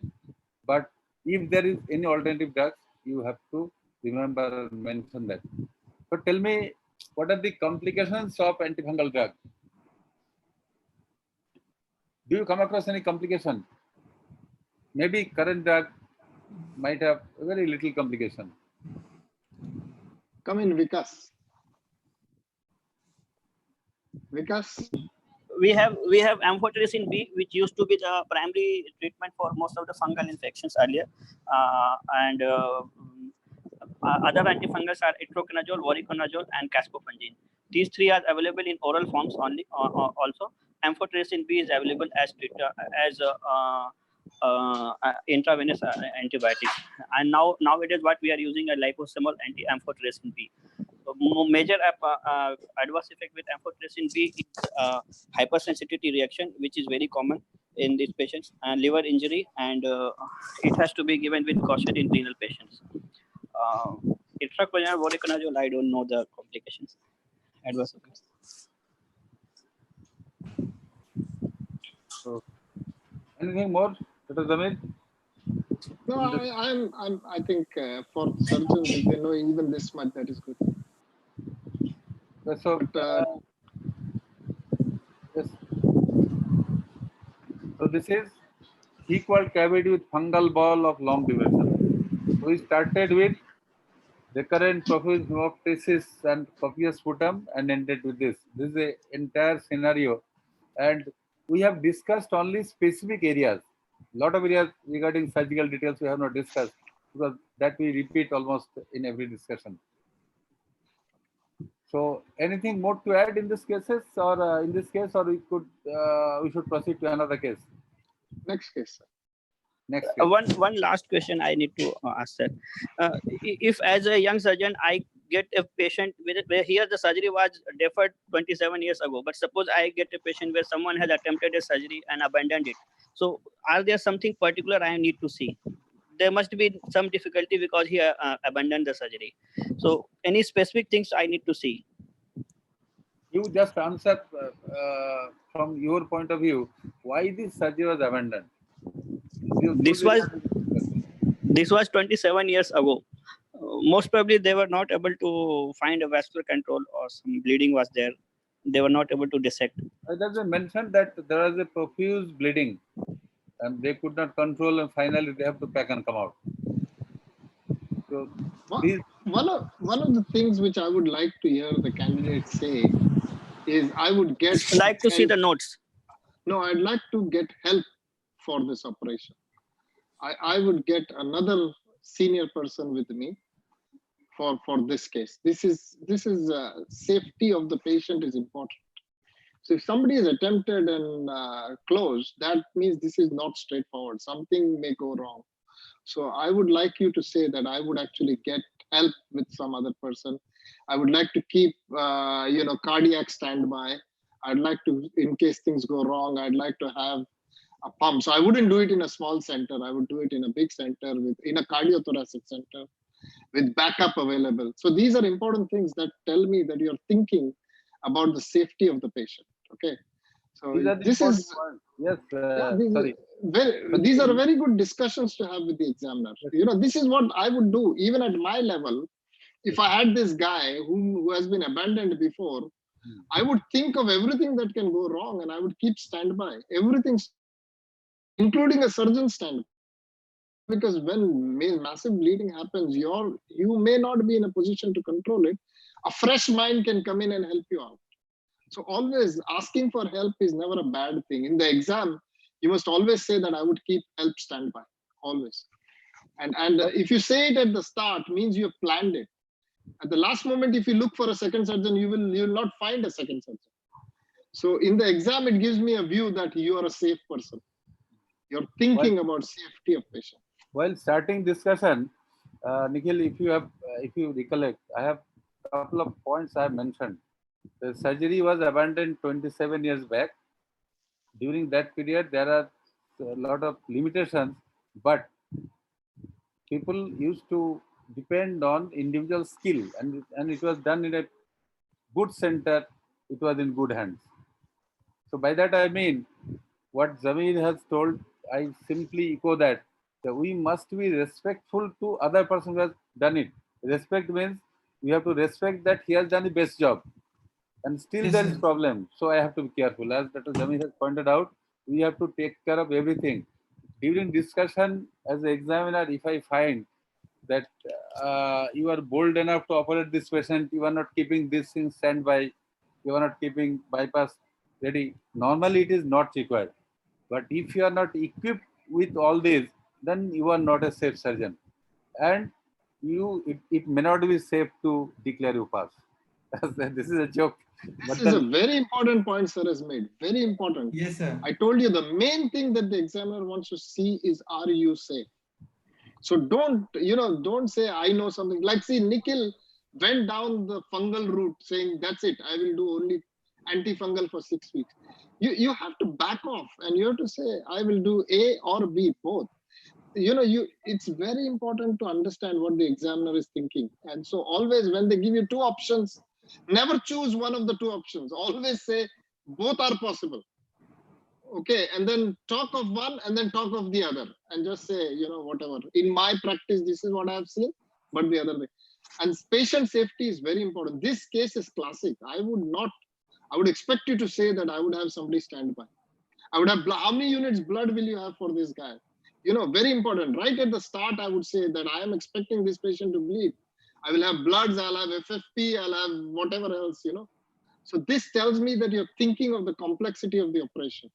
So nobody said anything about blood standby, FFP standby, or any clotting factor standby. You would do that, wouldn't you, in this case? You won't start it with group and save or with 1 unit cross match, would you? So I want you to say these things, that I would have at least 4 units blood standby. I would have a FFP standby. Things like that are very important in a case. In the exam, it's vital. And while discussing about general investigation, I expected something which finally missed during discussion. Albumin and other things. I expected that you should check about coagulation status. Coagulation profile. Coagulation profile, because in this case, you have to have all these things in your mind. Okay, with this, probably we should proceed to next case. So, see this. This is a young man, young male patient, 36. Almost similar history. Present age is recurrent lower respiratory infection since childhood, producing lot of sputum that is foul smelling.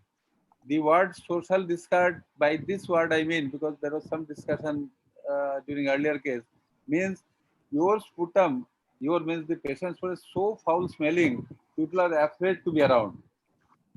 The expectorating, coughing, expectorating, spitting, that sputum is profuse in quantity, looking pus like, and it is foul smelling. So foul smelling sputum, copious and spitting, coughing out frequently.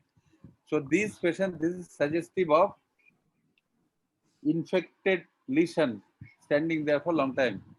So I'm repeating again, male 36, so it is younger patient, recurrent lower respiratory infection. It is since childhood. Mind the word, since childhood, not that say 10 years. Earlier case I mentioned about 27 years. Here I mean since childhood.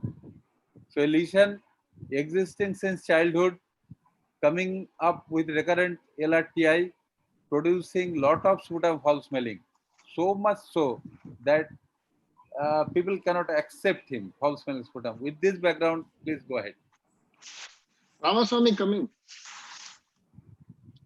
Ramaswamy, switch on Yes, your sir. microphone. Good evening. And give us a little bit of, very quick, don't go too much details, a little bit about some important history and some important clinical findings, more importantly, differential diagnosis. A 36-year-old male with a with a specific history of recurrent lower respiratory tract infections with foul-smelling sputum. I would, sir, can I directly think in terms of differential diagnosis, sir? Or, okay. Yeah, I would think in terms of bronchiectasis, sir, or a chronic lung abscess in this patient. Especially in childhood, children can have a foreign body obstructing the airway, which can lead on to a development of a bronchiectasis, which can be a missed foreign body, not diagnosed. They can present a later, in a later age, as a full-blown bronchiectasis, sir. Okay. Just So what else? for a second, small interruption. When the examiner is asking about some lesion present since childhood, there is something hidden in the mind.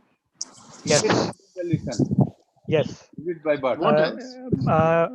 Since childhood, there can be congenital cystic lesions of the lung, which has bronchial communications, like a sequestration of the lung. Yes, that is one probability. It Very could good. be congenital cystic bronchiectasis. So Yes. it could be some other congenital cyst. So when you find this question from examiner, you must concentrate on some congenital lesions. Yes, sir. Okay. So the point I want to make here, sir, is that when he's asking you about differential diagnosis, it's truly differential diagnosis. The problem with most candidates do is they make one diagnosis and they're hooked onto it. And then they stop thinking about anything else. And then the whole conversation goes down that one diagnosis. So, his question was specific. Tell us differential diagnosis. Yes. You have looked at the picture and you have decided this is a foreign body with a lung abscess behind it. And so you have stopped thinking about everything else. But since childhood, it's important. There are other things which can cause similar presentation. Yes. So we understood that you are hooked onto foreign body. But we want to hear more. This is for everybody on the group. Please try to think of beyond one diagnosis. Don't get hooked onto one diagnosis. Yes, sir. So, fine, sir, take over. Yes, lot of discussion is common with earlier case. So I will skip some areas and try to concentrate those areas which has not been discussed in the earlier case. Okay, so let me presume that clinical examination will be largely common and you have done it.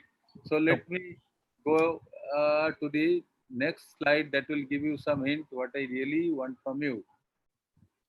Look at the city and read the city. It's a CT scan of the chest. To help you, I will show you couple of cities, then make an opinion, then come back to me. So these 4 cities, 1, 2, 3, 4. for your, I am again showing, going forward and coming back. I am keeping it for 10 seconds each. 1, 2, 3, 4. So 4, 3, 2, 1. Your time starts now. CT scan of the chest. I'm looking into the pulmonary window, which shows multiple cystic bilateral cystic changes in the lung. On the left side, the entire, probably the entire lower lobe is being replaced by cystic bronchiectasis with a few fluid levels within the cyst. Whereas on the right side, there are. Let me interrupt at this stage, otherwise you will forget, I will forget. You have commented that entire lobe is involved. Entire Are lobe, yes, sir. you I'm right not in the able to comment? identify the fissure, sir. I'm not able to identify. Whatever you have seen, you just mention, specify. And it was not necessary to comment that entire lobe. Yes, sir. It is not affecting entire lobe. So don't make wrong statement. Yes, sir. So correct it. Correct it. Describe properly. Describe again. On the left side,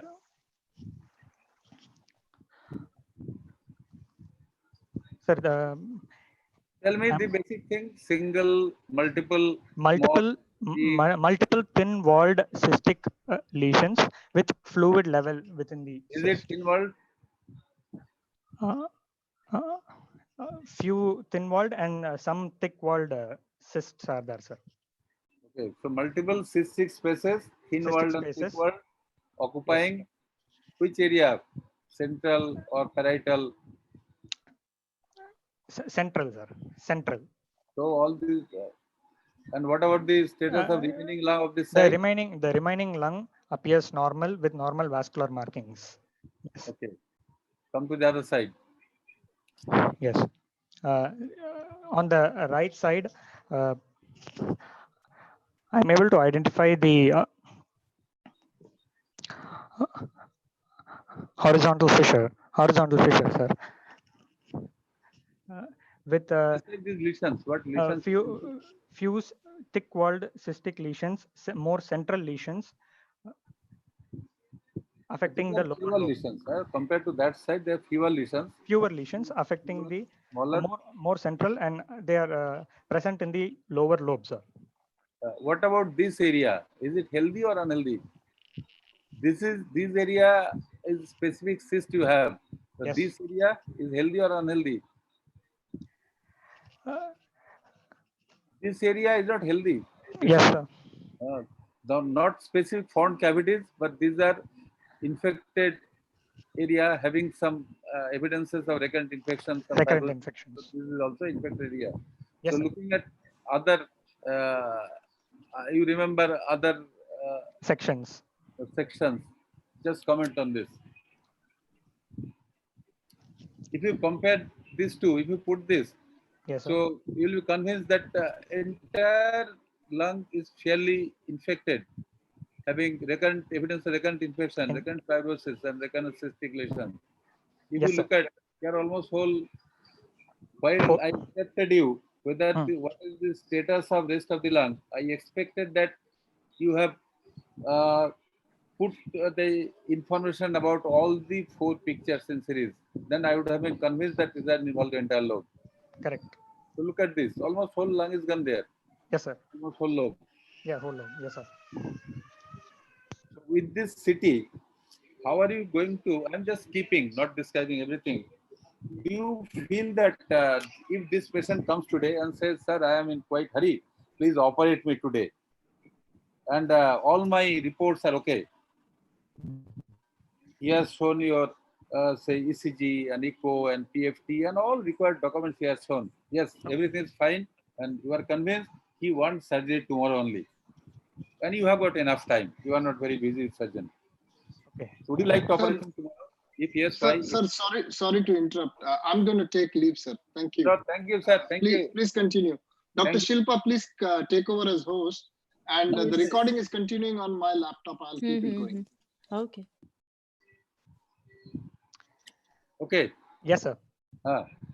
So would you patient requesting you to take him tomorrow, and he is ready with all the investigations you may require, including bronchoscopy and all other investigations ready.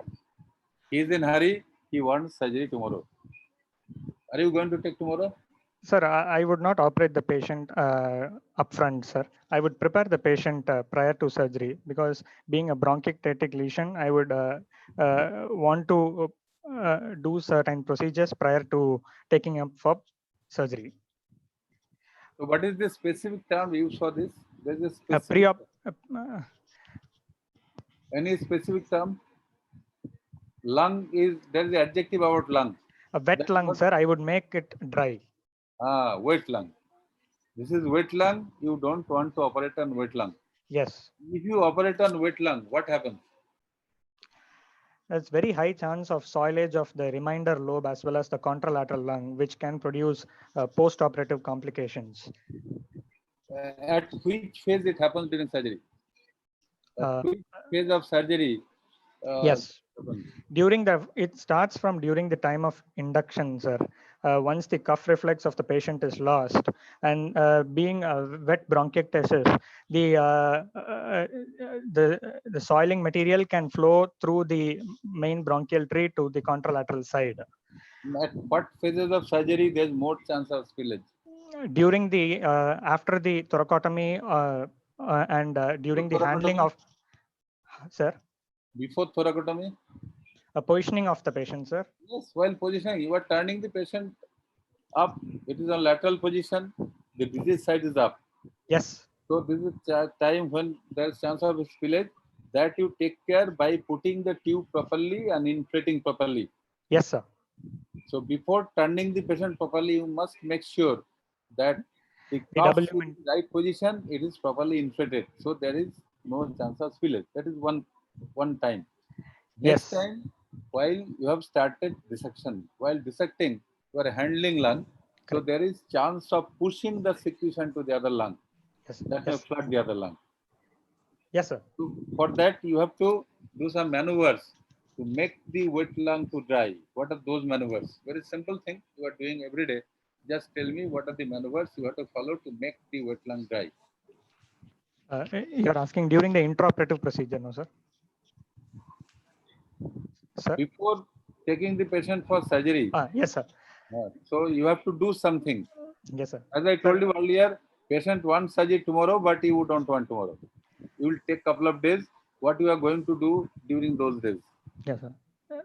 So preoperative preparation includes bronchodilators, adequate chest physiotherapy, and a patient should receive a course of an antibiotic, a broad spectrum antibiotic based upon the sputum culture and sensitivity. And I expect a little bit deeper answer. Yes. You just finished in one sentence that adequate chest physiotherapy. postural drainage with Yes. chest physiotherapy, sir. I want to spend couple of sentences for that. Yes, sir. Little more elaborate. What specific maneuvers you are going to do to make it lung dry?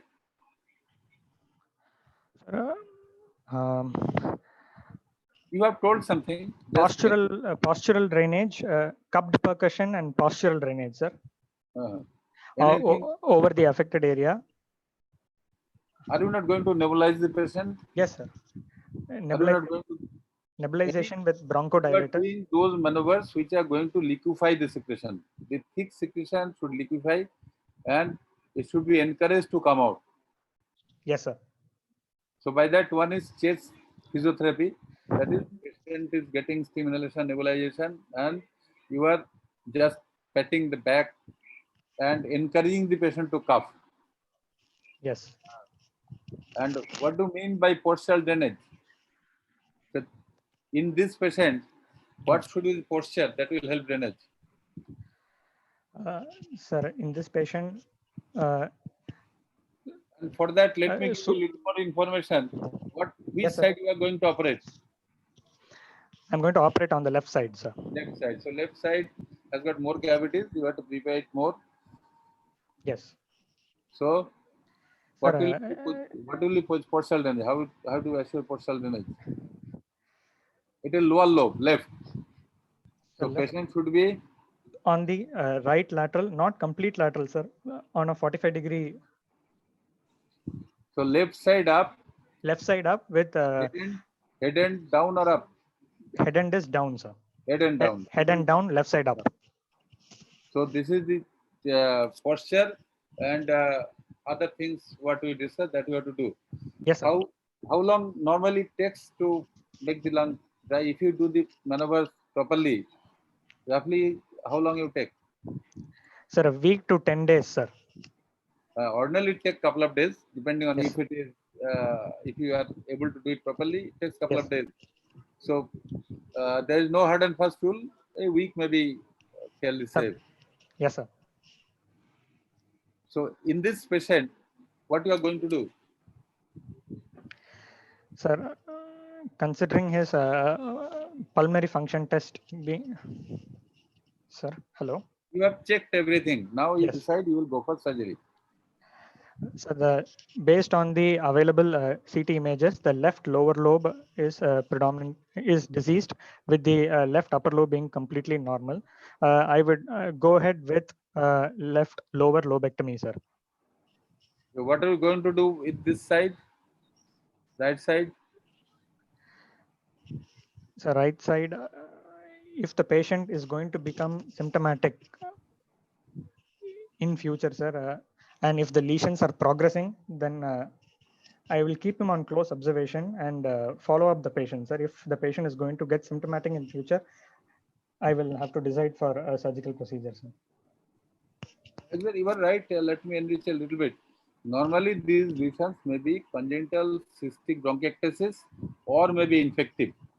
Okay. So there is every chance that the disease is bilateral. One side is more affected, other side may be small lesion, but finally it is non-malignant lesion, and your target is conservative lung surgery. So this side which is more affected, you prepare adequately, operate that side, and other side lesions are minimal, small lesions. Leave it as such, just follow. In majority, you will not need anything to be done in future. Yes, Patient must be careful that his diabetes should be controlled. He should not smoke.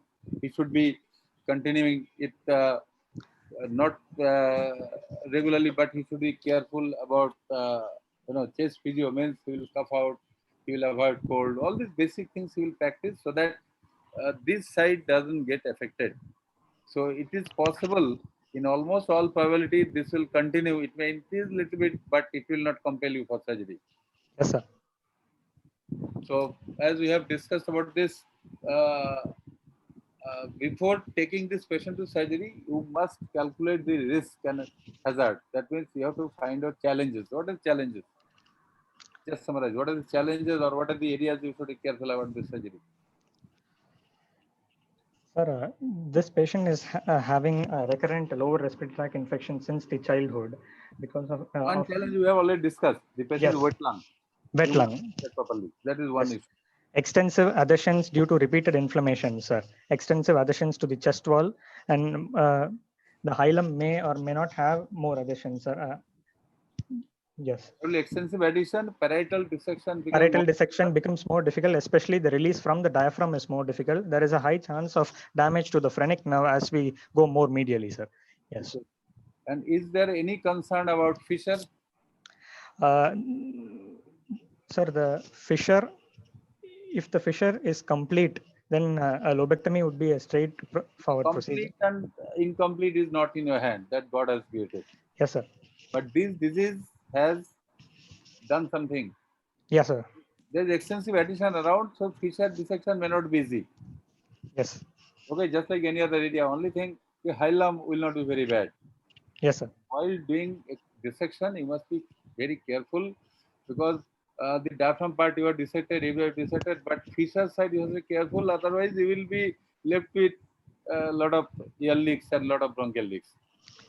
Okay. Yes, sir. So while dissecting in the hilars on the feature side, you must be very careful. Yes, so you must be Careful reason being, you must make sure that remaining lobe is well expanded and air leaks are minimal. If there is any bronchial leak, you must close it, and air leak should not continue for longer time. And regarding surgery, resection part, this lobectomy while you're doing, any extra precaution to avoid bronchopleural fistula?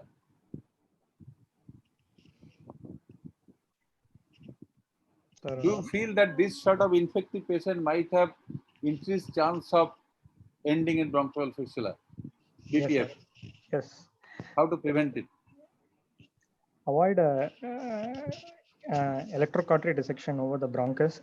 Too much devascularization of the bronchus to be avoided. A long stump of the bronchus must not be left. And if we feel there is a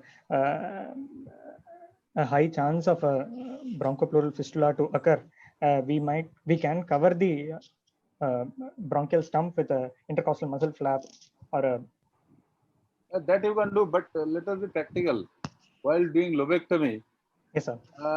There is less chance. If you put, there is no harm. Yes, but sir. You go for pneumonectomy, more on right. Those are essential things. So it is not essential here. You can do or you don't do. That is different issue. But whatever points you have mentioned, those are good. You have left only one point what I expect to avoid bronchial fistula. While resecting the bronchus, you must make sure that you are cutting through the healthy bronchus. It is not infected. Yes, sir. Okay. As you have pointed out, it should not be made avascular. Yes. So either you staple or do hand suture. You should make sure that not too many suture, not too many dissection, not too much electrocautery. You make sure that you don't make it avascular. Yes. Similarly, you must make sure that a resection line should be infection free. It should not be infected. Okay. If Yes, you sir. take care of this, you will be able to avoid bronchopleural fistula. Yes, sir. Is there any other issues relating to this case? Anybody? Sir, sir, can I, sir, how do we manage space problems in these patients, sir? So, anybody volunteer? What space problem you expect? What space problem you expect in this case?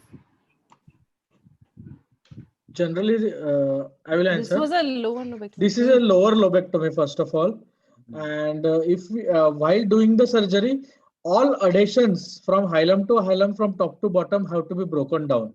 And all other healthy lobes have to be free, this thing. And generally with a lower lobectomy, there are less chances of space problems unless and until we have not removed the diaphragmatic adhesions. That's all.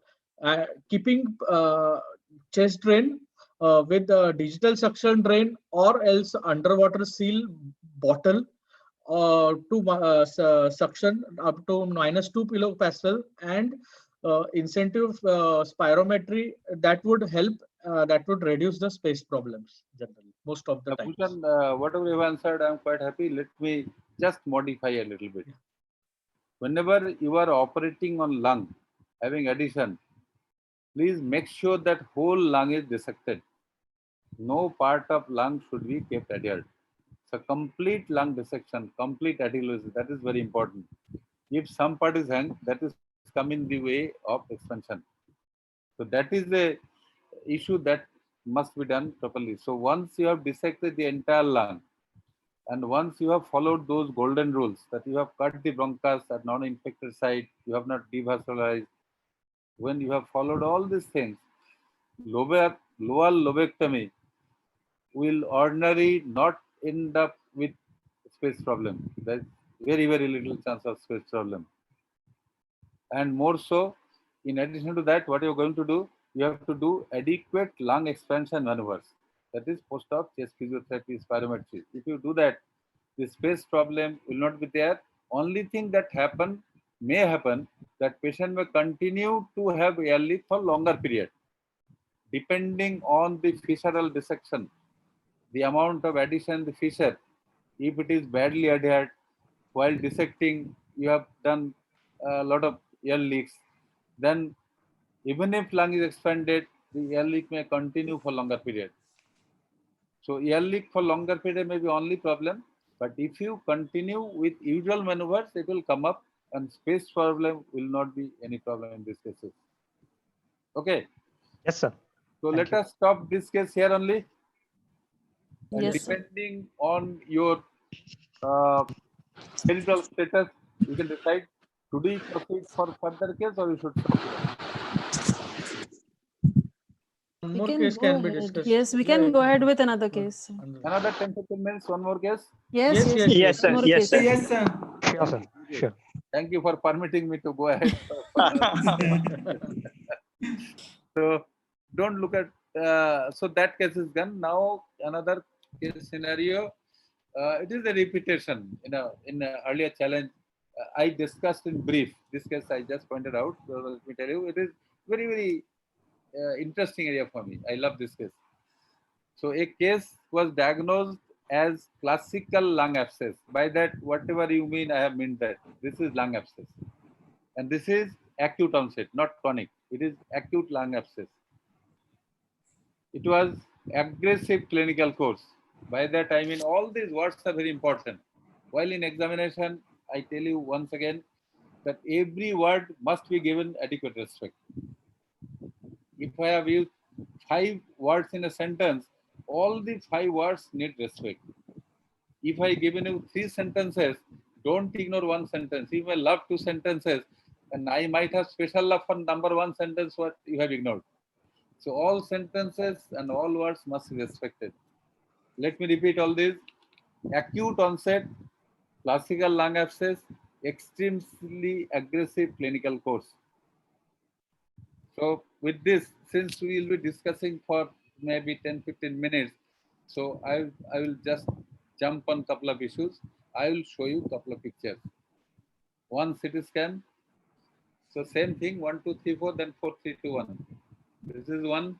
Just look very carefully. Next cut. Third. Fourth. Okay, come back. Fourth again. Third. Second. First. Now I want absolutely classical and typical description like a examining. Somebody who's acutely exam going, please, must volunteer. Who is anybody? Acutely exam going. Acutely examining. Yes. Yes. 1, 2, 3. So please somebody volunteer. Otherwise, we'll have to, pick up. So now it is open. Yes, open. Nikhil, Vivek, yes. Pallavi. And Ramaswamy, but they are last. Pallavi, Ramaswamy. Pallavi. Nikhil and Vivek. Yeah, I can. Vivek. Vivek, just come Yes, forward. sir. Yes, sir. So it's a CT scan of chest transverse section in the lung window.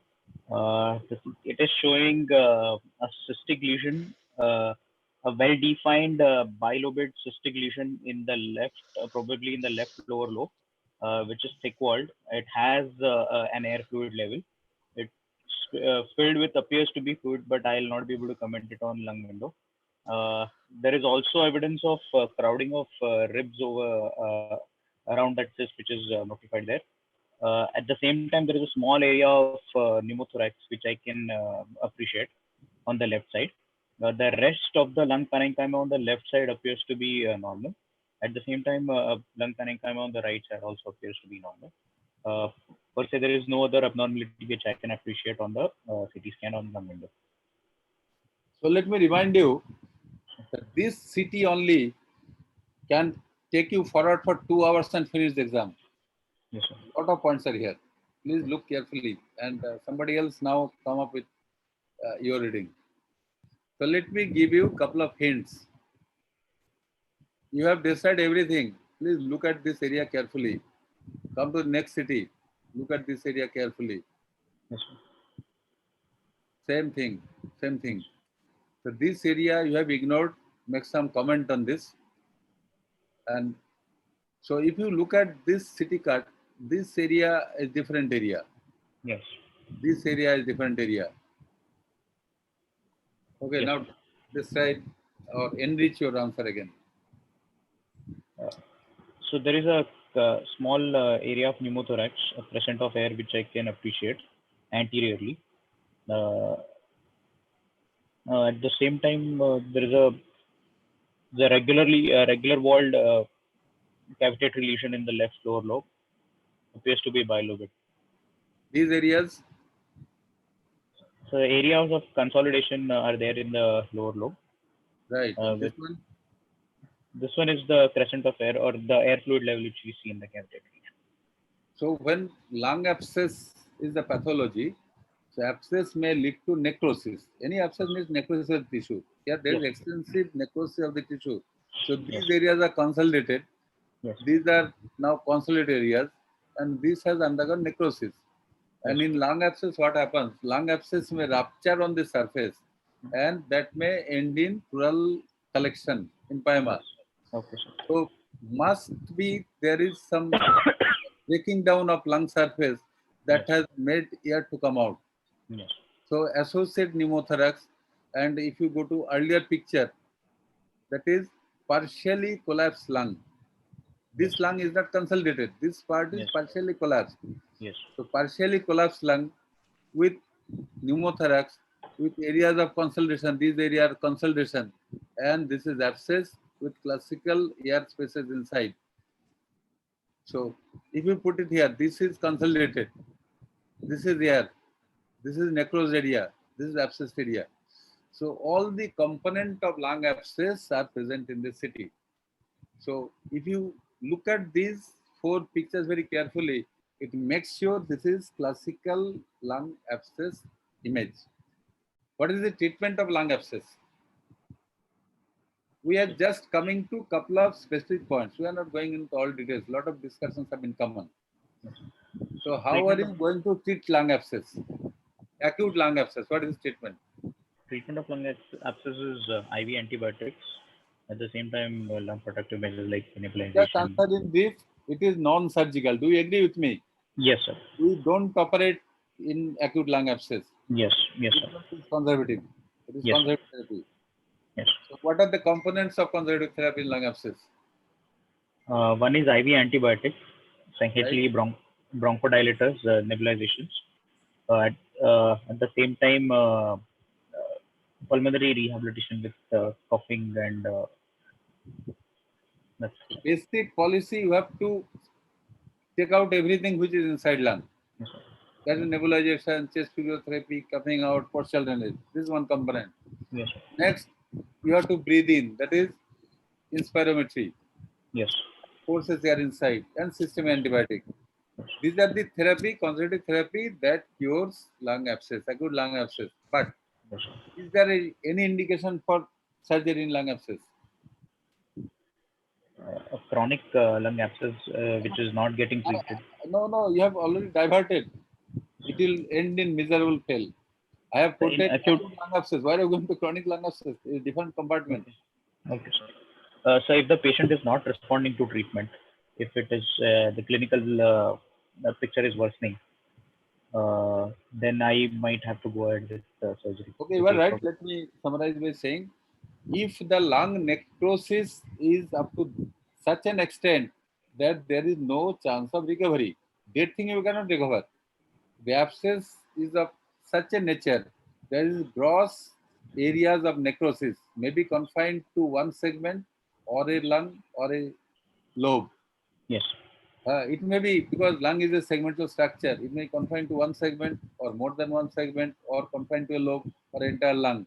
Yes. If the disease is such an aggressive state that there is necrosis of the tissue, and if it is consolidated, it comes back. If it is necrosed, it doesn't come back.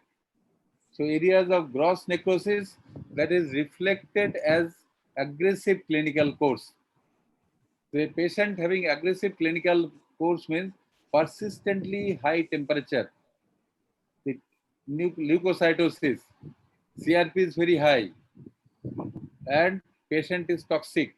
all evidences of toxicity sets in. And if you examine the lung clinically very thoroughly, or if you follow by imaging, X-ray, CT, USG, whatever CT you cannot do regularly, but you can do USG. That's the role of USG in such cases, and you can do X-ray. So X-ray and USG as serial basis, and clinical examination and following clinical courses. If you are convinced that the patient is having acute necrosis of a substantial area of the lung, that is the indication of surgery. So in my opinion, what I expect out of you, that indication of lung abscess in acute stage, that is acute lung abscess needs surgery, that should be evaluated very carefully, and that is the major challenge in surgery in acute lung abscess. If you cut a lung, take out a lung which is otherwise salvageable, that is not pardonable. So you cannot do that. So you must make sure that is not going to salvage. So major challenge is to establish the diagnosis that you need surgery. That this patient of acute lung abscess needs surgery.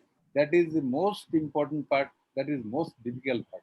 Yes. Once you have done this, please tell me what will be the type of surgery. It will be difficult surgery or easy surgery? It will be a difficult surgery, sir. Difficult, sir. Anybody Difficult else? surgery. Difficult surgery. Compared to, say, destroyed lung or Easy. septic lung disease, or you mean difficult or easy, you have to compare relative to some standard. When you are talking about infected lung disease, it is chronically infected lung disease having a lot of addition. Compared to those, is it easy to or difficult? Easy. It will be much Here the easier. issue. It will be much easier. There are not too many additions. The additions are an early addition. It is not extensive fibrosis. So technically, it will be easier surgery, but there will be more chance of pushing material to the other side. So be very careful in lung isolation. Yes. And also, these patients affect younger patients, maybe young patient, young child. You may not be able to put a double lumen tube also. Okay, If it is a young child, say 5, 6, 7 years, and you are unable to put a double lumen tube because no such tube is available, you are putting bronchial blocker, may not be effective. So lung isolation in younger patients, small kids, is a difficult challenge. In such a setting, you must be careful to protect the other lung. So that is a major challenge. First challenge, difficult to make a diagnosis, that you need surgery in this case. And now you will be convinced that the decision of operating in this patient was not wrong. Are you convinced? Yes, This sir. patient is not going to come up. Yes, this is completely necrotic lung. Absolutely necrotic lung. When Absolutely you take a decision of surgery in acute lung abscess, you must come out with this sort of specimen. Today, in the age of medical legal complications, you are under compulsion to show this specimen, and this will be evaluated by histopathology by multiple section in the lab. So you come out and say, it was very bad and necrotic lung, and histopathology shows and cut specimen shows that it is not that, you cannot justify resection of the lung. So these are the areas, special areas where you need to go for lung resection in case of acute lung abscess. So this is lung abscess requiring lobectomy urgently.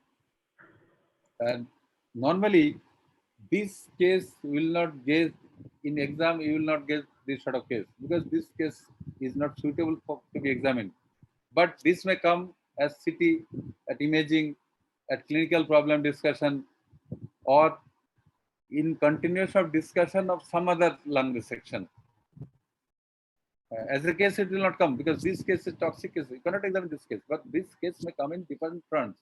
So sometimes exam going candidates think, no, this Prophy's hemoptysis will not be given as a case because this patient is unstable. So acute lung abscess will not be given as a case.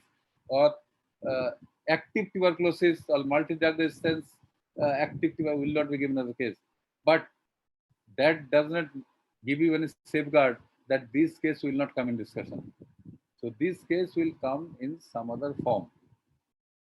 Any other query about this case? Yes, sir, I have a question. Sir, I have a question. Yeah, one by one. One by one, please. Ladies first. Nikhil. Ladies first, Pallavi. Who is the lady? Say Nikhil. No, Nikhil, say, I'm just a host. Okay, Nikhil first, then Pallavi.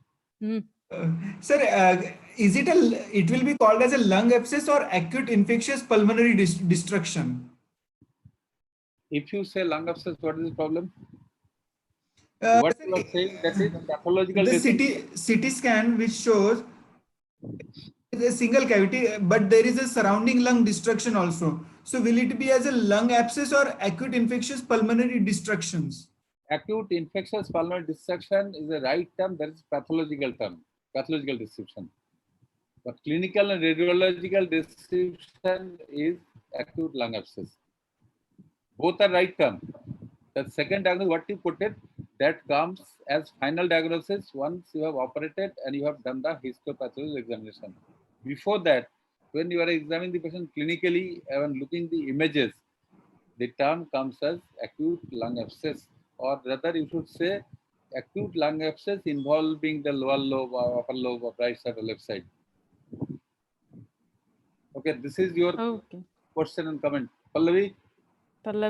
Sir, where is the role of percutaneous drainage in such cases? Is there any role in other cases of lung abscess either? No, I could not follow your question. I could not hear. Percutaneous drainage, pigtail catheters. Some people, they advocate percutaneous drainage of the lung abscess or a bronchoscopic drainage of the lung abscess. So, is percutaneous drainage okay? Yes, percutaneous drainage has got limited role. Just you tell me what are the areas or what are the indications of percutaneous drainage. This is a very nice question. Tell me. There is, let me give you hints. There is a limited role of percutaneous drainage. Limited role, specific role. What are the specific areas where it can be done? Tell me. So maybe when it is more peripheral and amenable to a percutaneous drainage, which can be safely done without puncturing a long segment of lung, without causing much lung destruction, because these lungs are going to be inflammatory, so difficult to do the drainage. And the pus is relatively thin so that it can come out in a slightly smaller bore catheter. Okay, you are right. Just let me modify a little bit. It should not go through the, it should not go through a lot of healthy lung. Okay, it should be peripheral.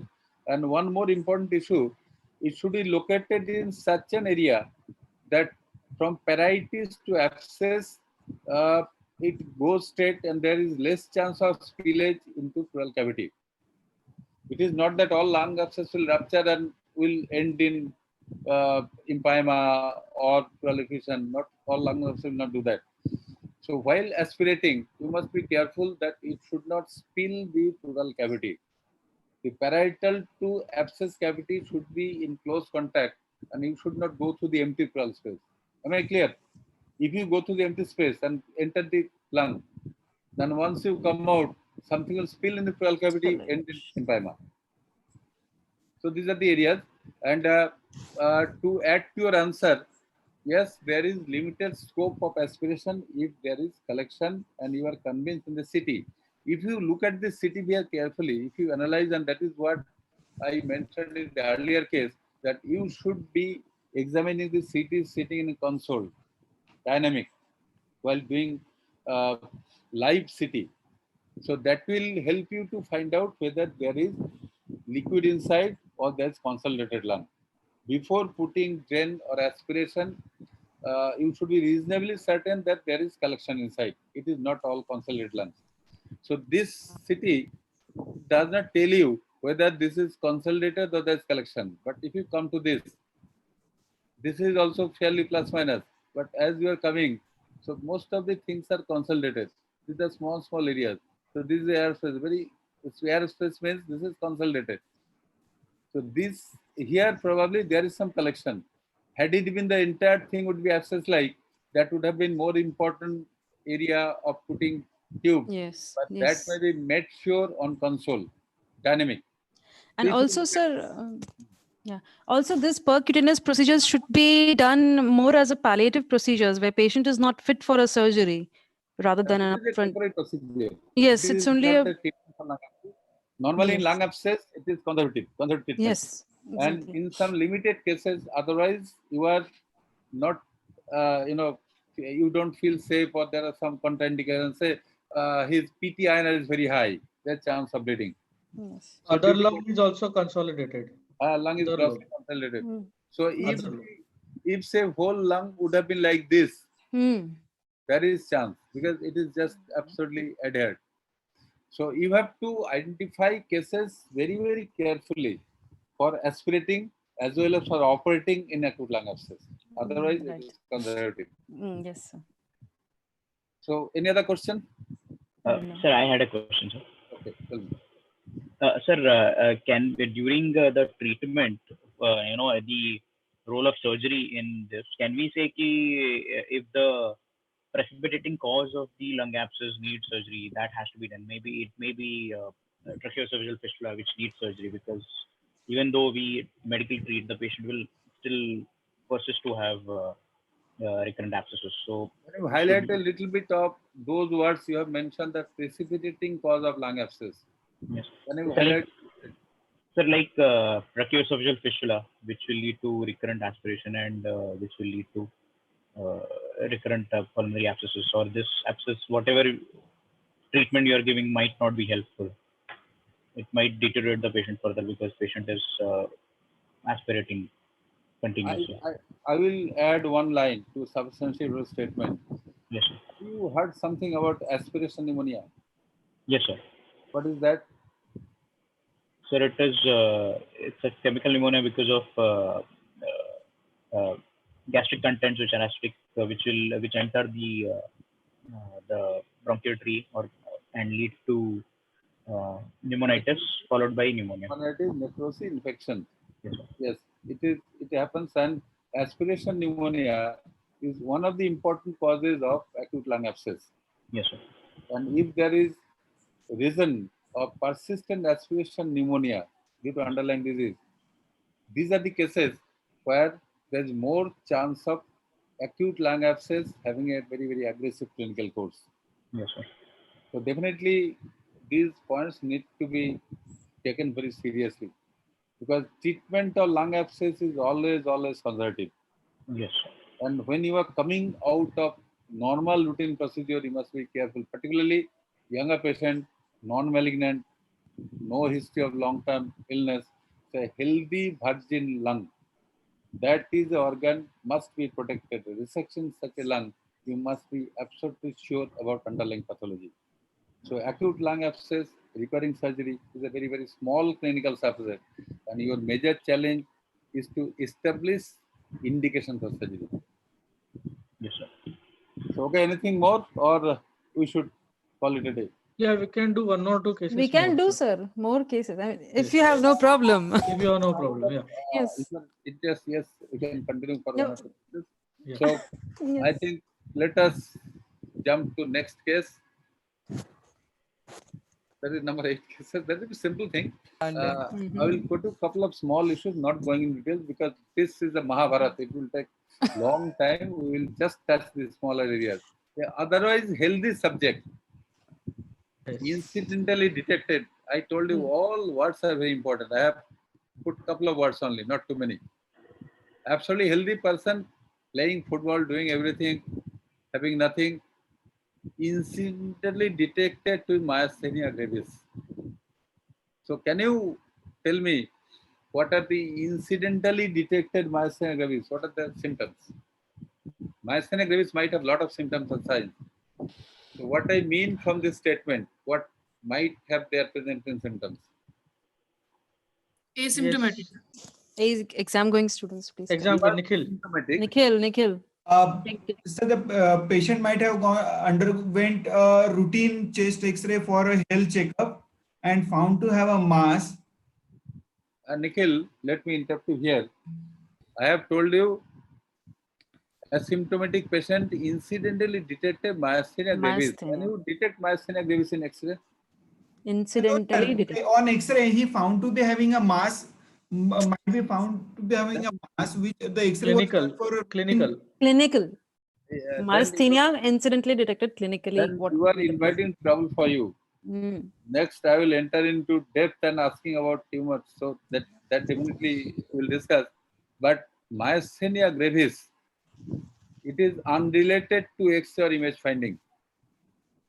Clinical But, clue. Clinically, what he might be having, which he's ignoring. If I make this statement, myasthenia gravis is unrelated to image finding, can you justify?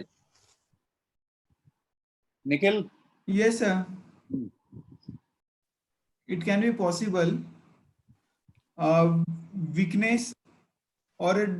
Nikhil, let me interrupt and tell you a philosophy of examiner and philosophy of examiners. You know that story, king cannot be wrong. When examiner said that imaging is not at all essential, imaging doesn't help in diagnosis of myasthenia, you have to take it as a word from Bible. Yes, sir. So myasthenia gravis cannot be diagnosed on images. This is my statement. You justify. Tell me, or otherwise I will answer it. So the symptom like weakness or drooling of double vision, difficulty in swallowing. Okay, let me, I understand that what you're going to say. Let me tell that part, that myasthenia gravis, initially detected means early. So what are the early signs? That is eye signs? Yes. Yes, sir. The early eye signs. Then start weakness. Then patient goes to swallowing difficulty, finally goes to respiratory difficulty. These are the sequence. I'm not going into classification details. There's no time. I'm not discussing. You must have read everything. So early sign of myasthenia is eye signs. So incident detected means somebody who was playing suddenly starts having eye signs. He cannot keep eyes open. So this is the early sign. And other part of my question, relation of imaging. Let me make that statement. In 1/3 of the myasthenic patient may have tumor in the thymus. On the other way, the thymic tumor, less than 1/3 patients are myasthenic. It is not that all myasthenic will have radial, unless there is myasthenia 30 to 50%. tumor, it will not be shown in imaging. And imaging, you can make another statement. If you do imaging of myasthenia patient, the thymus might have a tumor. That tumor may be malignant tumor or benign tumor. Thymus might be hypertrophic. Thymus might be absolute normal healthy thymus. Thymus may be atrophic thymus also. Am I clear? Yes, sir. Yes. All the ranges of thymus you can get. It may be atrophic thymus. Elderly 60 years aged patient, atrophic thymus. That may be the sheet of myasthenia. Similarly, normal thymus, that may be myasthenic. A thymus with a tumor, benign tumor, that may be myasthenic. A thymus with a malignant tumor, that may be myasthenic. Myasthenic. All ranges of thymus may be associated with thymus, myasthenia. So myasthenia cannot be diagnosed by imaging. Are you convinced about my explanation? Yes, sir. Yes, sir. So in exam, if examiner asks about imaging and thymus, you must be very, very straight and tough. That status of thymus does not dictate myasthenia. It is not correlated with the myasthenia. So myasthenia is a clinical diagnosis once it has been done. So now you have to treat myasthenia. That is one arm. On the other arm, you have to find out the status of thymus. That is second arm. For that, I am coming into next pictures. This you can understand. Yes, sir. Such a incidentally detected patient. And Shilpa, you might remember, maybe your time or maybe earlier. It was done by VAS, Yes. bilateral. And one more point I want to point out here. This tumor and this thymus may not be the seat of myasthenia. Some extra thymic fat near the diaphragm or by the side of pericardium, they may be tissue producing ACE antibody, anticolon receptor antibody. So not only thymus, the fat around the thymus in the diaphragmatic area or next to pericardium that may be sheet of myasthenia. So while doing thymectomy, whether there is tumor or no, if it is myasthenic patient, the policy is to do complete thymectomy with all the fats and fascia, everything. If it is thymic tumor, non-myasthenic, the tumor treatment policy is different. If it is myasthenic, you have to take care of everything. If it is thymic tumor, that will depend on your oncological principles. Okay, this is the message I want to transmit clearly. In examination, you have to very, very straight. If it is myasthenic, your philosophy of treatment is different. If it is thymic tumor, maybe thymic malignancy, extensive non-malignant thymic tumor, where I have shown earlier this, in earlier discussion, the thymic tumor has a different sort of treatment philosophy. Myasthenia has a different sort of tumor philosophy. While in examination, while you are facing examiner, you must be able to read the face of examiner, and you must be able to read the desire of examiner. Okay. So anything more in this cases? I am not going to details. All of you know this. So, sorry.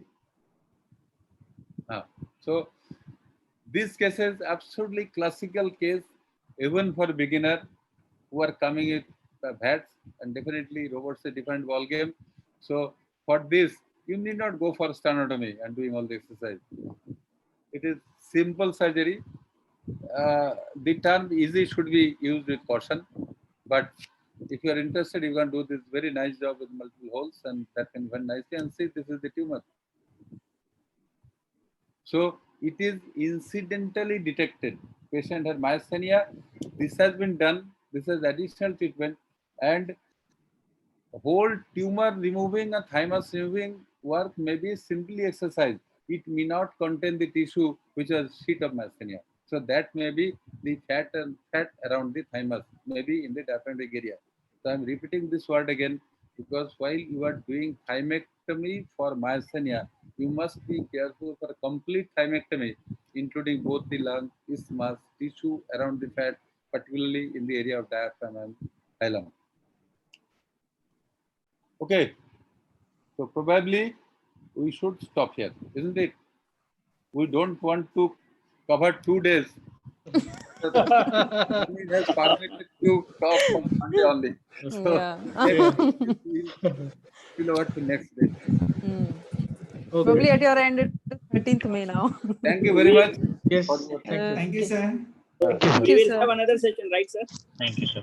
Thank you, sir. I can see many slides. Yeah, I can see that. He has We will have a few more sessions, right, sir? It will be there. So he has a bank of cases actually. we can definitely spend some more time in future. But what is my feeling that those who are examination going batches, for them it is equally important. But those who have completed exam, for a couple of cases I can see from in front of me, Yes. for them also, if they don't mind, they have to keep on learning and maintain this exercise. Yes, sir. We are still giving exams, sir. Be careful about your clinical vision, that what you have to address. And I have a very blunt statement. So this is for me only, not applicable for you. Surgeon should be a blunt person. He should not have a lot of intelligence. He should be like a donkey, and he should follow the only principles of Dhobi. Dhobi will say, go to that, come. He should follow the roadmap only. So surgeon should be donkey, and in that he should follow a absolutely fixed roadmap, and he should be methodical. He should be very hardworking. That is definition of surgeon. So those who have passed, for them, I would suggest them to become donkeys. Actually, we are already donkeys. My senior used, when I joined first year MS General Surgery, my senior said, spinal level पे काम करना है. Yes. वही हो रहा है यहाँ पे. That only, sir. Our job is to reduce you. You had been very intelligent guys when you entered MBBS. Our job is to decapitate you and make you donkeys only. Decapitation is correct word. So thank you very much. We all enjoyed the session, and hope we will meet you once again another time. Yes, sir. Again and again, time and again. Yes, sir. Yes, sir. We will call you. Don't worry. Please be safe during the days of Corona, and have a nice day. Thank you very much. Yes. Yes, sir. Okay. Thank Thank you. you. Thank you, sir. Thank you Thank very you. much. Thank you, sir. everybody. I'll end now. End the meeting. Yeah. Yeah. कर दिया. Leave the. No,